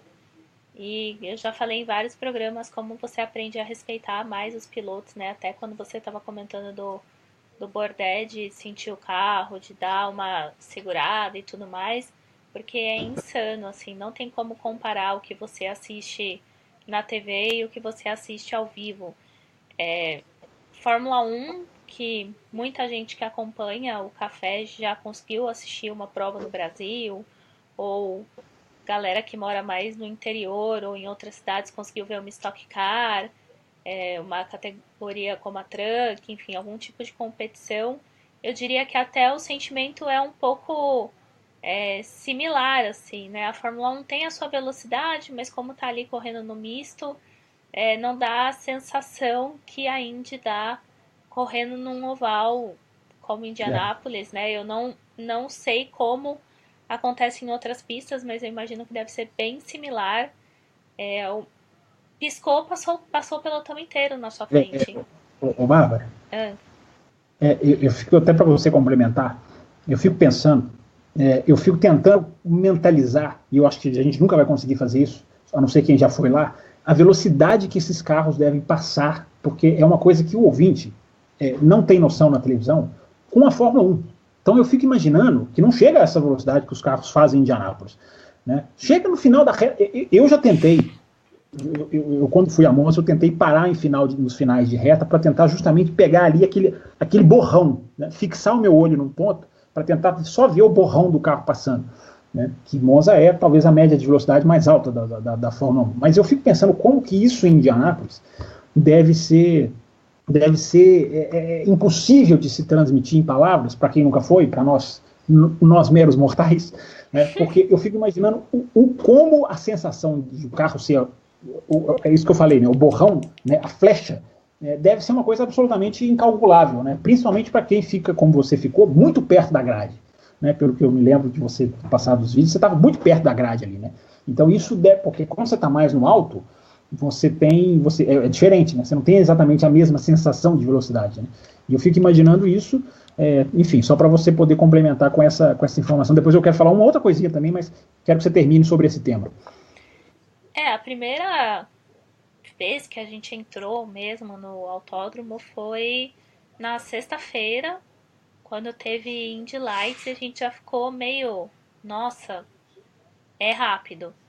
A primeira que você viu foi a Indy Lights, então. Antes de ver qualquer carro da Indy passando, você viu primeiro o da Indy Lights, foi isso? Foi, porque na semana que a gente chegou, já tinham acabado os treinos, estava todo mundo fazendo a divulgação da corrida e não ali em Indianápolis.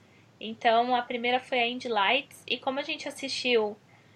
porque assim, eles fazem a sexta-feira um dia mais tranquilo, então você compra o ingresso e basicamente você assiste do lugar que você quiser. Então a gente ficou bem em frente à linha de chegada. E ali você fica meio sem ter tanta essa noção. Imagino que é um pouco como Interlagos, assim, você vê, passou, beleza, você consegue enxergar até lá o final da curva 1 e ok. Mas como no domingo...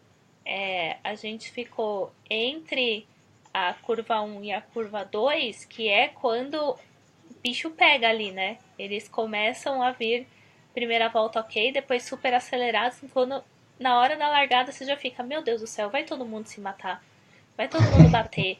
É desesperador, e aí você fala realmente que os caras têm que ter uma mega coragem para pilotar ali, tem que realmente gostar daquilo, tem que estar super atentos, porque qualquer movimento pode terminar em muro. Tanto que a maioria dos acidentes aconteceram ali naquele setor que a gente estava. Você viu um que voou. Se eu não me engano, você viu um que saiu até pneu voando, né? Com uma toia, se eu não estou enganado, não foi? Sim, e é um barulho tão alto assim que você fala, meu Deus, o que aconteceu? E depois assim, não era nada demais. Era um acidente normal de corrida, o piloto saiu ali. A galera aplaude demais, né? Porque o americano, ele valoriza muito, né? Então, quando o médico fala, não, tá tudo bem, saiu do carro, vai voltar pra corrida, o pessoal aplaude, faz a maior festa, independente do piloto que seja. Então, isso é bem legal também. Mas é uma sensação que você fala, meu, não é qualquer um que consegue dirigir repensa, ali. Né? Sim, completamente. Você repensa. É por isso que eu sempre falo para as pessoas, né? Vão a uma corrida qualquer que seja, perto da sua casa, no seu estado, façam um esforço para ir para Interlagos, ver uma Fórmula 1, nem que seja uma vez na vida, porque você repensa, né? Eu tive dois casos em que eu fiz essa reflexão, né? Um em Interlagos e um coincidente. Aliás, eu ia até te falar, né? Se você foi na 100ª, se você tivesse na 100ª primeira exatamente ali naquele lugar onde você ficou, você teria olhado para cima para ver o Dixon passar, né? Você teria visto o Dixon passar no céu, né? Porque foi exatamente ali onde você ficou que o carro dele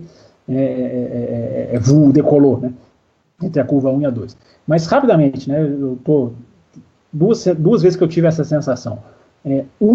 A primeira com um acidente em Interlagos, que é um acidente muito bobo, você assistindo na televisão, Diogo Gomes e Rosa devem se lembrar, do Grande Prêmio do Brasil de 2009, uma batida do Kobayashi com o Nakajima, os dois japoneses, né? O Kobayashi na Toyota e o Nakajima na Williams.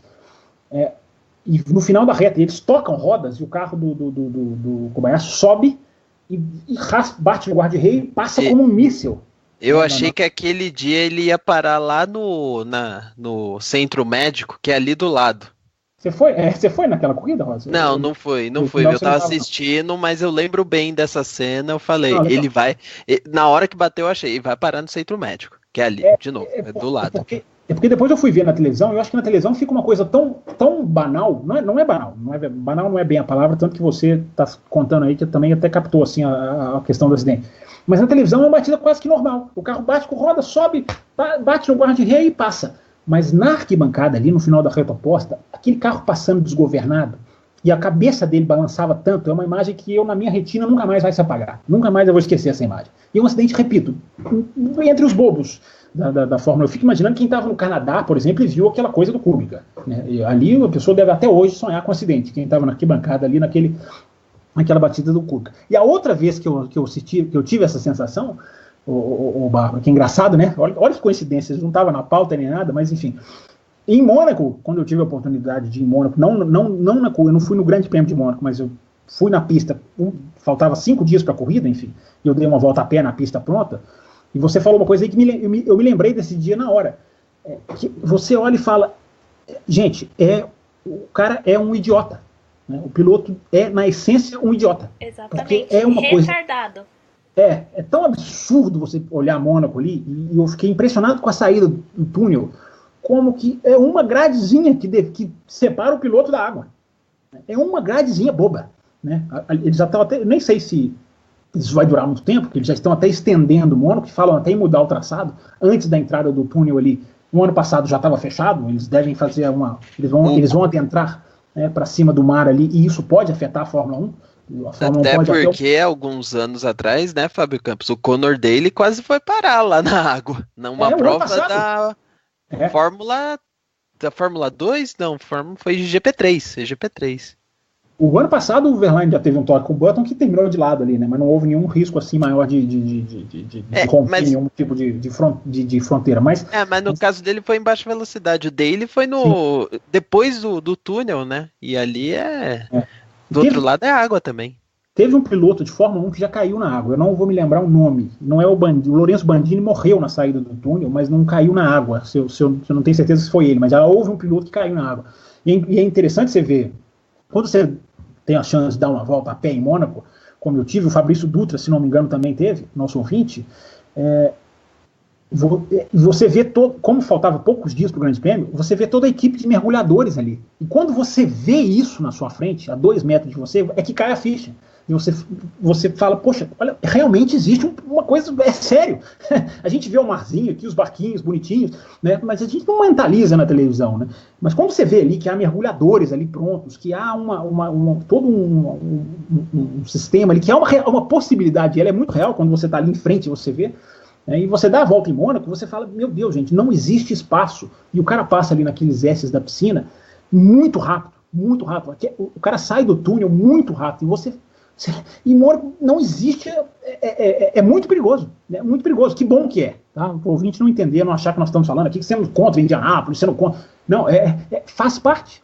Faz parte do automobilismo ser perigoso. Eu acho que essa é a essência que a gente está falando do Halo aqui desde janeiro, né? Desde o ano passado. Né? Então, faz parte, enfim.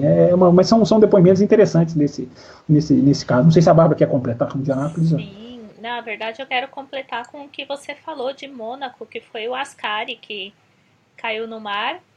Foi o Ascari, então, né? Sim, tem até um vídeo aqui que eu estava vendo rapidamente aqui no site. Não mostra muito, mas tem detalhes, que foi em 1955. Ele só quebrou o nariz. E olha que coisa. conseguiu nadar até ser resgatado. E a pior parte disso tudo é que na semana seguinte ele morreu testando um protótipo em Monza, no oval. Em Monza. Aí na curva que dá, em Monza dá nome, ele dá a curva de Monza chama Ascari, não é só uma homenagem a ele, mas é porque ele morreu ali, né, naquela freada da chicane. E ali, em Mônaco, gente, nos anos 50, não tinha barreira, não tinha guarda-reio, não tinha nada. Tinha tinha um saco de areia. É um saco de areia, eu ia falar palha, mas é areia. Eles colocavam um saco ali, e aqueles ancoradouros ali de amarrar barco, era aquilo. Se o cara fosse reto, ele ia direto, não existia nem essa barreira. Olha que loucura não é pensar nisso nos dias de hoje, né? Então isso é interessante. Sim, e por falar interessante, continuando aqui o e-mail do Matheus que deu esse ponto para essas discussões, ele ainda fala sobre também um ponto do VSC, mas ele questiona aqui, ó, até a questão do procedimento de relargada, né?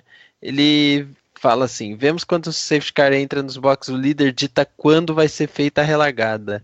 Então ele tem uma boa chance de escapar na frente. Por que então não adotar um critério que só quando acionada a bandeira verde pode ser dada a largada, e a bandeira verde se dará quando os pilotos estiverem na reta dos boxes, próximo ao ponto de cronometragem? Eu até ultrapassagens. Falei zona de relargada. Falamos isso aqui, né, Diogo, no programa passado. Eu até sugeri, cria uma zona de relargada igual a NASCAR. Se o piloto tem que acelerar a partir de tal ponto, porque as relargadas se tornaram, concordo muito com o ouvinte, se tornaram uma coisa muito previsível, né? E ainda ele principalmente adiciona aqui, Diogo, antes de passar para você, e ultrapassagens podem ser feitas antes do ponto de cronometragem, desde que sejam feitas após o acionamento da bandeira verde. Vai lá, Diogo. Não, principalmente se colocar lado a lado, né? Porque uma das coisas que eu não entendo no automobilismo é a largada intermediana. Eu vou morrer sem entender por que isso acontece. DTM passou a fazer isso, né, Diogo? Poxa, revolucionou.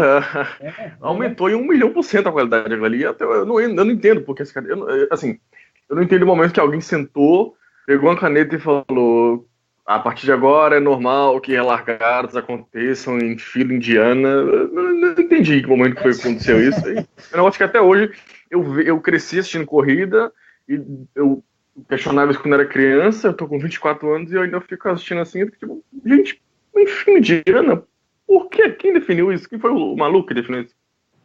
Porque antigamente, Diogo, já que você falou que você tem 24 anos, você vai me desculpar, mas você é um bebê, e eu vou te jogar isso na sua cara agora. Já que você jogou na nossa cara, que você tem 24 anos, eu vou jogar na sua cara o seguinte: antigamente é ótimo, é como se eu fosse velho, mas uma sensação que eu tenho, não sei se o Rosa e a Bárbara também possuem, a Bárbara também é novinha, talvez não tenha tanto, mas a sensação é de que as relargadas elas vão piorando ao longo dos anos, né?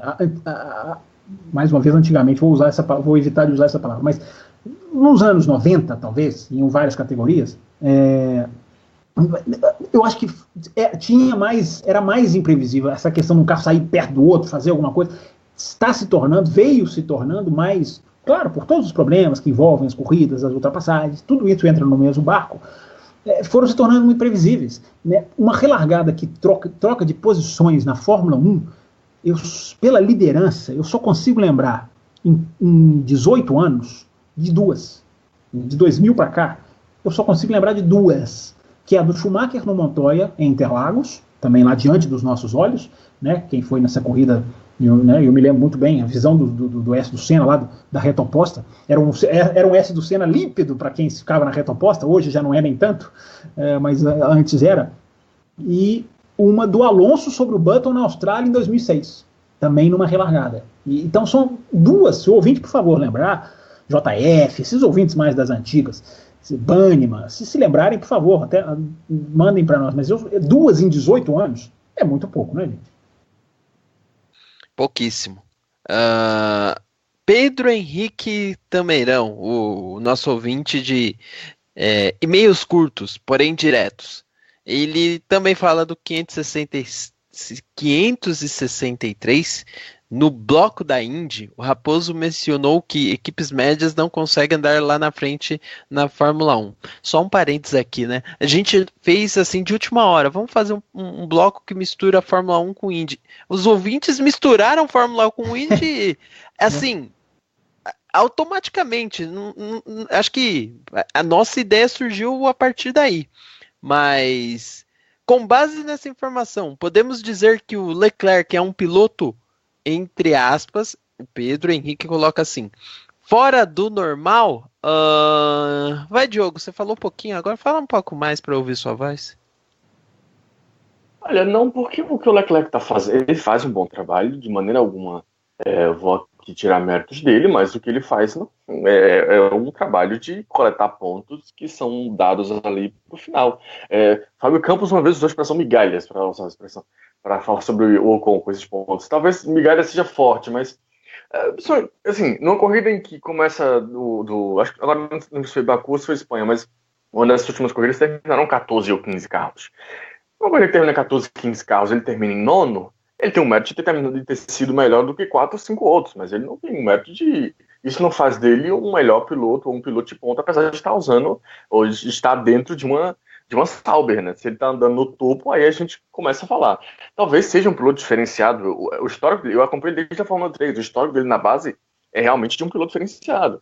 Só que quando chega na Fórmula 1, a coisa meio que, entre aspas, zero. A coisa vai, sabe, ela toda incorpora uma grande coisa aí muito diferente. Então, assim, o início, as primeiras corridas foram bem fracas, essas 2 últimas corridas foram interessantes, mas tem muita coisa pela frente. Ele é muito jovem ainda, o carro da Sauber tem alguns pontos positivos, mas tem várias deficiências, enfim.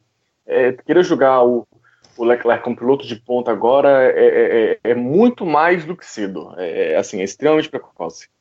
Vou definir o Leclerc rapidamente, até porque quando o âncora fala... Você já falou pouco, fala você agora, ele está na verdade dando um tapa de luva em quem já falou muito. Então, só para falar rapidamente do Leclerc, eu acho o seguinte, ele está dando conta do recado, mas há uma diferença entre dar conta do recado e ser genial, e se colocar como comprovada promessa.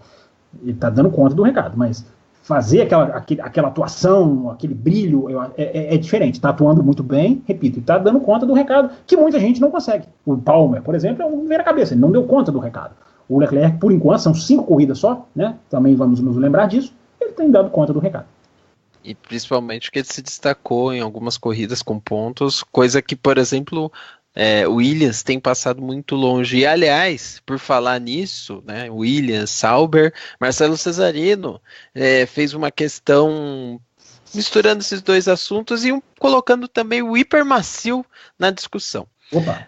Pelo que vimos em Barcelona e o que vimos em 2017 em Mônaco, não dá para ter boas esperanças de uma grande corrida. Os carros mais largos e com muita pressão aerodinâmica pioram as quase impossíveis disputas em Monte Carlo.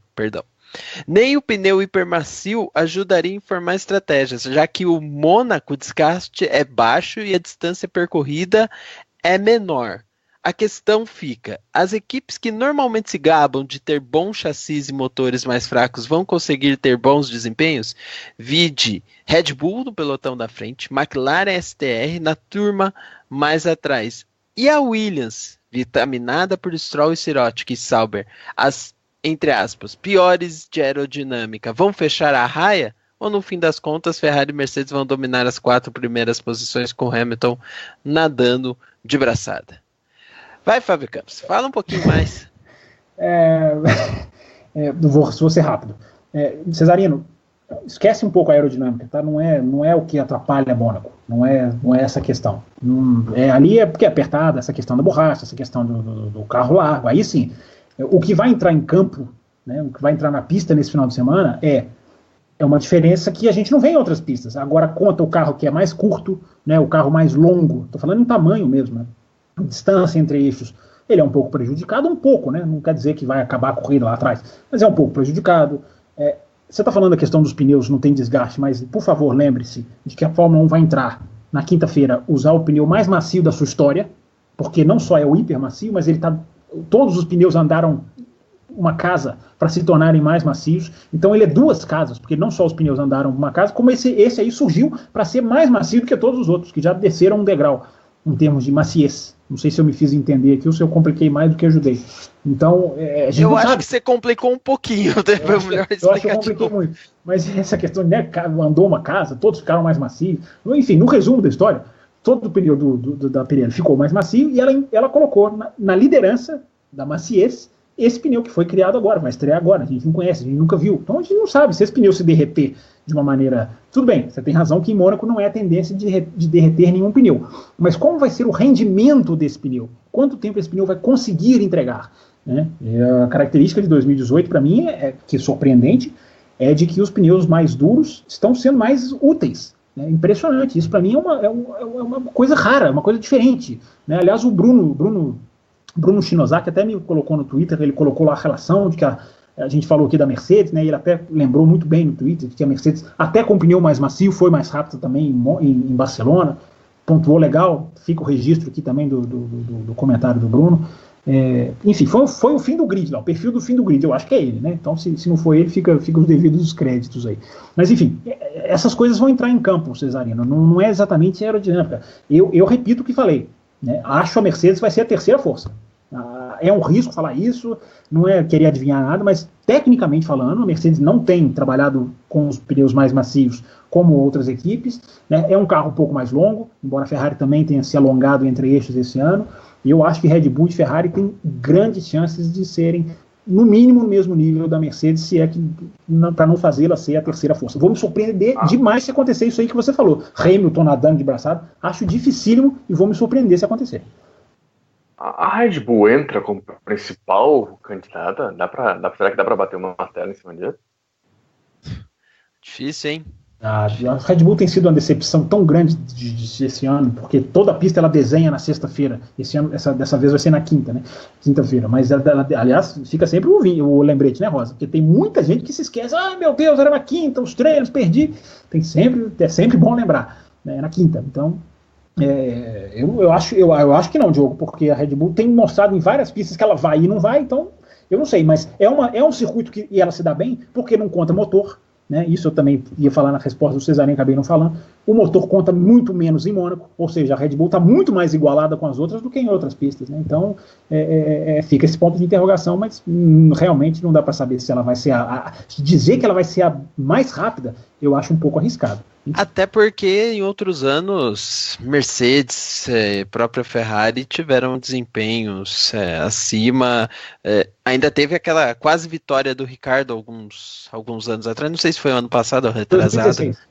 Foi 2016, mas ali foi até circunstancial, não foi se não fosse pelo box, né? Bem lembrado, Rosa. Sua memória também é prodigiosa, tá vendo? Se não é o erro dos boxes, eles ganhariam a corrida, né? Exatamente. Mas, como eu falei lá do início do programa, esse é um bloco conjunto, Fórmula 1 e Indy, e o Cesarino mandou uma pergunta sobre Fórmula Indy. Opa. E, inclusive, Bárbara Franzin, tem a ver com um dos temas que você abriu o programa, né? Ele fala aqui, pergunta para Raposo ou BF. BF acho que é você, né? Pode ser Bárbara e Fábio. Pode ser Bárbara e Fábio. Pode ser, mas acho que não, viu, Fábio Campos? Ele mandaria FC, né? Alguma coisa assim, tá? Cesarino, depois você explica pro Fábio Campos como que você vai chamar ele, tá, no programa, pra ficar claro isso.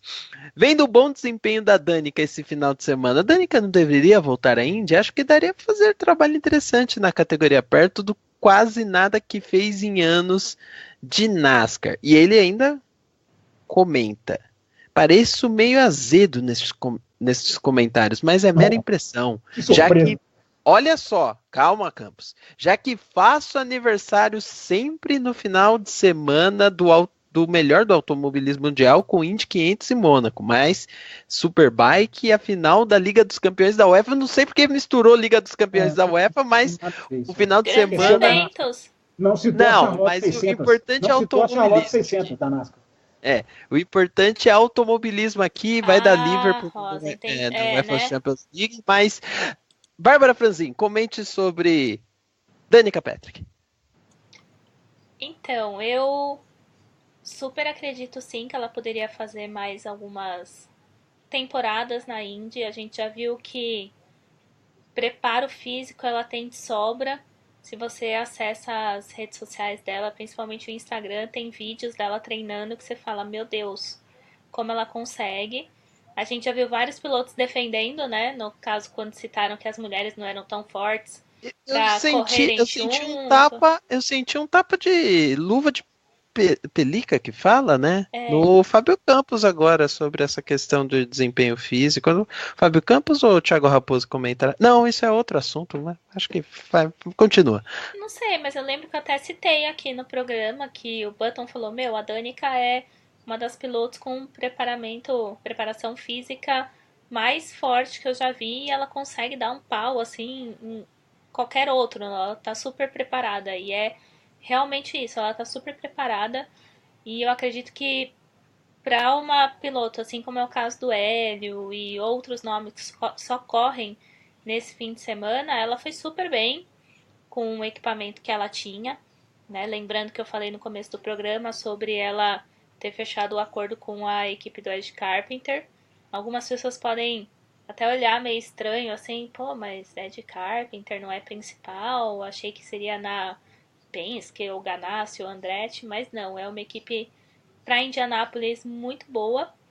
E eu já fiquei, não diria surpresa, mas bem contente quando no sábado ela conseguiu se classificar para disputar a pole.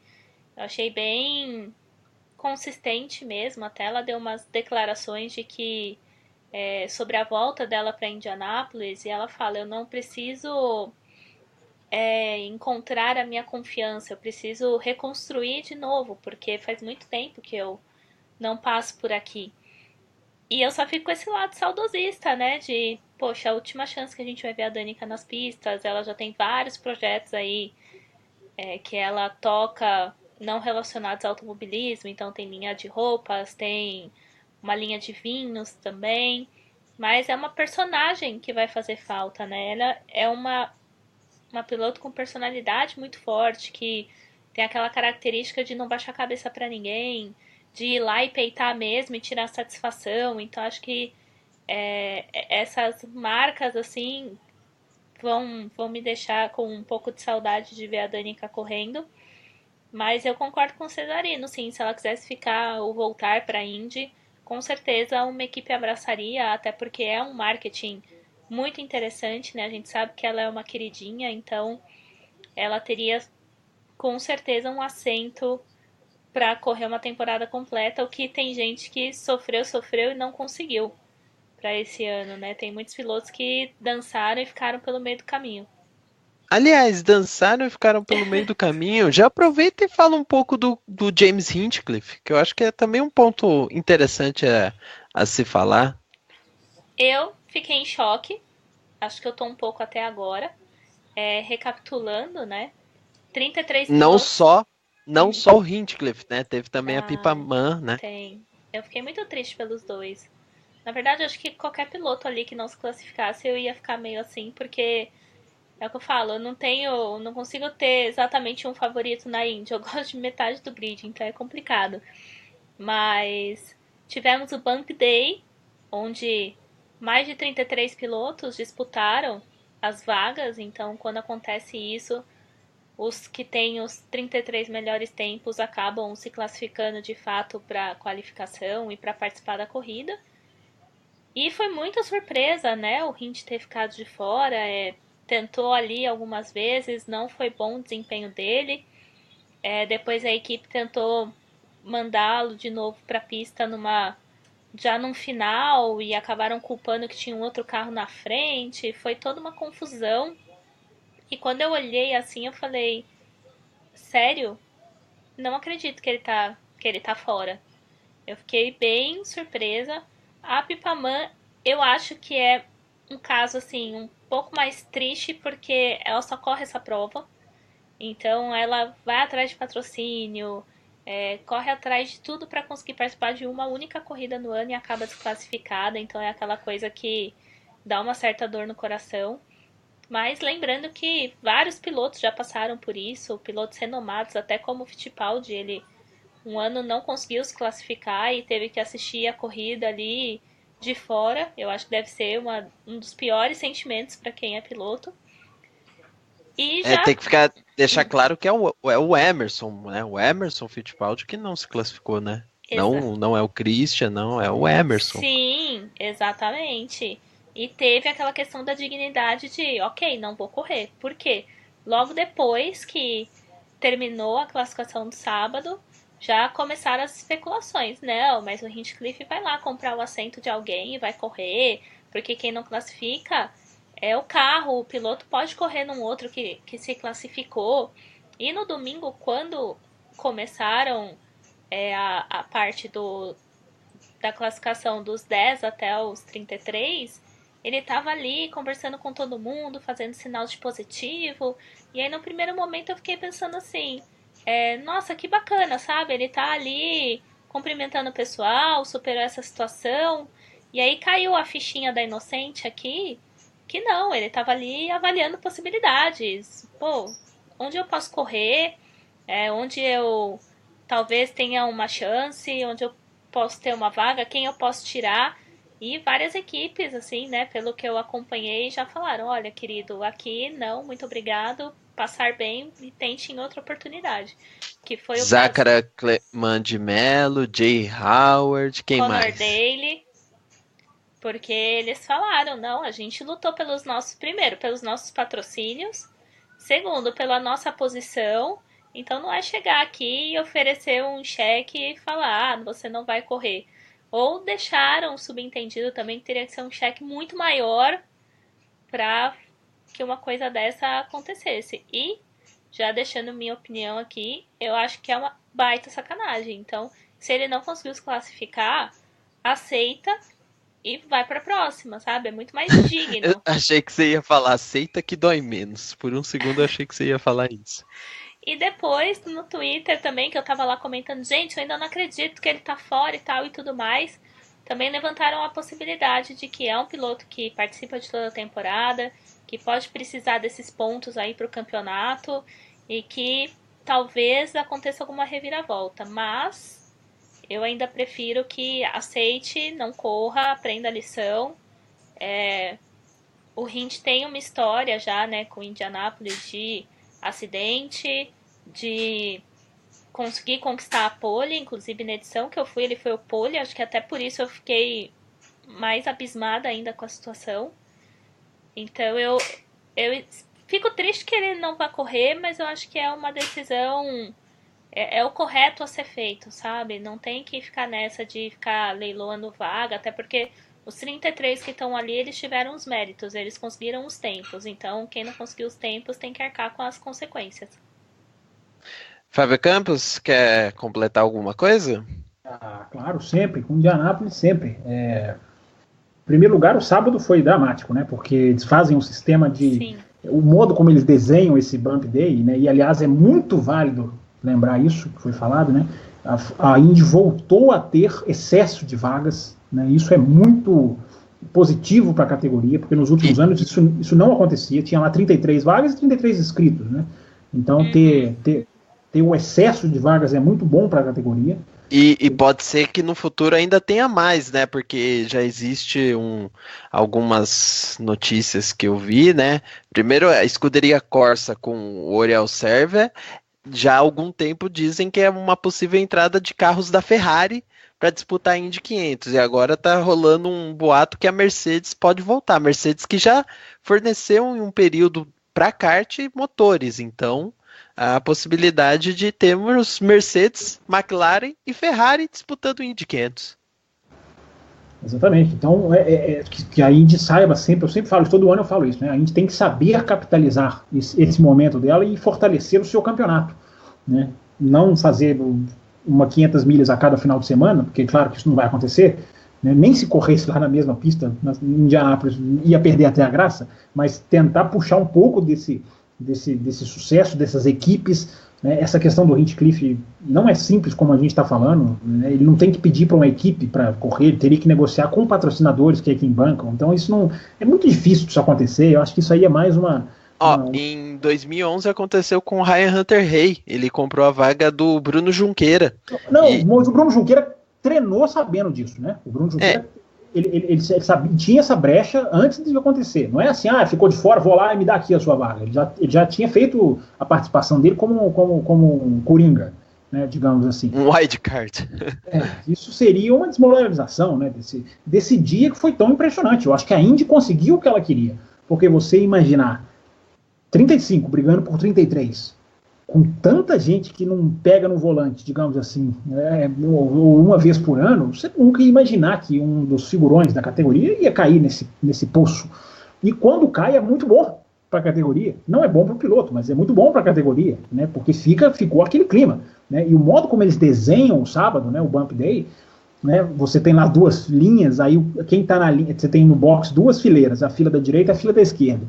Quem está na fila da esquerda tem prioridade, mas abre mão do seu tempo, ou seja, joga fora o que já fez. Quem fica na fila da direita tem que esperar os outros treinarem, mas ele entra na pista sem abrir mão do seu tempo.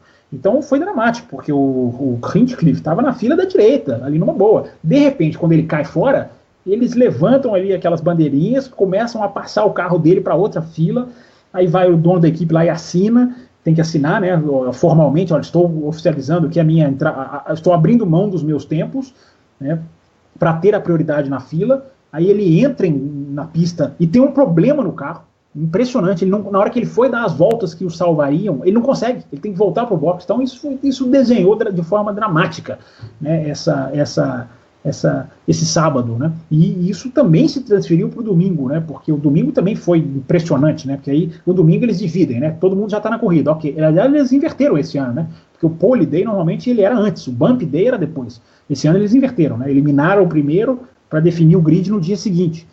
Né? E a definição do grid foi uma delícia de se assistir, porque o Alexander Rossi foi tão mal que vai largar em penúltimo, né? Se bem que eu fico ali com um desconfiômetro de que ele não entregou, né? Porque você largar no meio do pelotão na Indy, no meio, é tão perigoso que eu fico com uma pulga atrás da orelha se ele não falou, é melhor largar na fila de trás. Né, mas ele não foi bem, não achou, parece que teve uma vibração lá no pneu, né, o Scott Goodyear falou durante a transmissão, né, dele. O Scott Goodyear falou durante a transmissão, depois eu não confirmei essa informação, mas ele fala durante a transmissão que parece que era um pneu que não estava bem calibrado, então um pneu acabou causando todo o problema. Aí você vê um Canaan sendo aplaudido de pé, impressionante a devoção deles com Canaan e Castro Neves. O Canaan foi talvez o mais aplaudido, e ele ainda estava naquela fase que só definia do 10º ao 33º, nem era ainda os 9, né, os que eles chamam lá de Fast 9, né, os 9 que iam definir a pole. Aí você entra nesses que vão definir a pole, a Danica coloca um temporal no Dixon, né, ali quando só os dois tinham feito tempo, você pensar assim, meu Deus, será? Já pensou se ela faz a pole nessa corrida simbólica?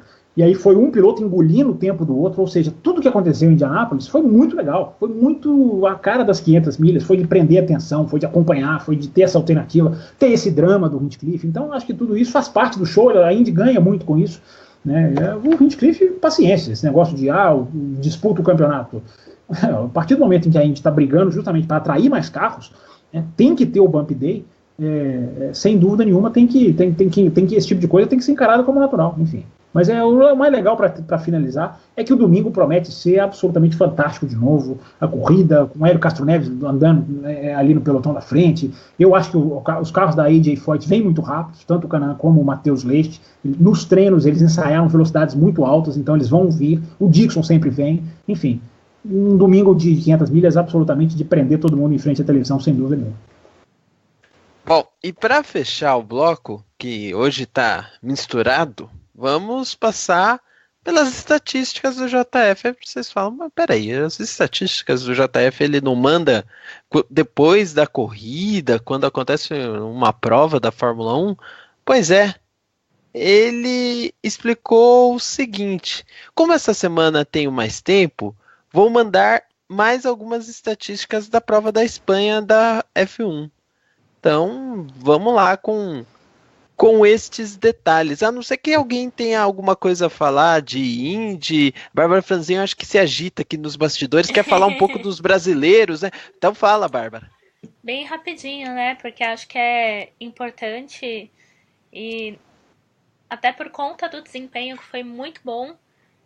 O Hélio Castro Neves, ele correu no misto de Indianápolis e também vai correr é a grande atração, né, para ele correr nas 500 milhas de Indianápolis, para ir atrás de uma vitória, mais um anel.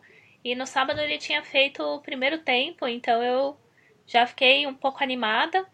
Mas no domingo ele não foi tão bem assim, acabou tendo umas médias aí de velocidade um pouco baixas, mas mesmo assim... Mas vem forte, né, Bárbara?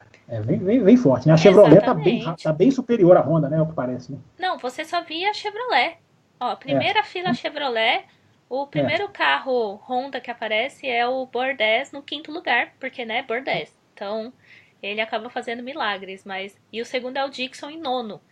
Então, quando eu comecei... A chance do Castro Neves é enorme, ele tem grande chance nessa corrida. Quando eu comecei a acompanhar, assim que eu via Chevy, eu falei, caraca, tão pesados.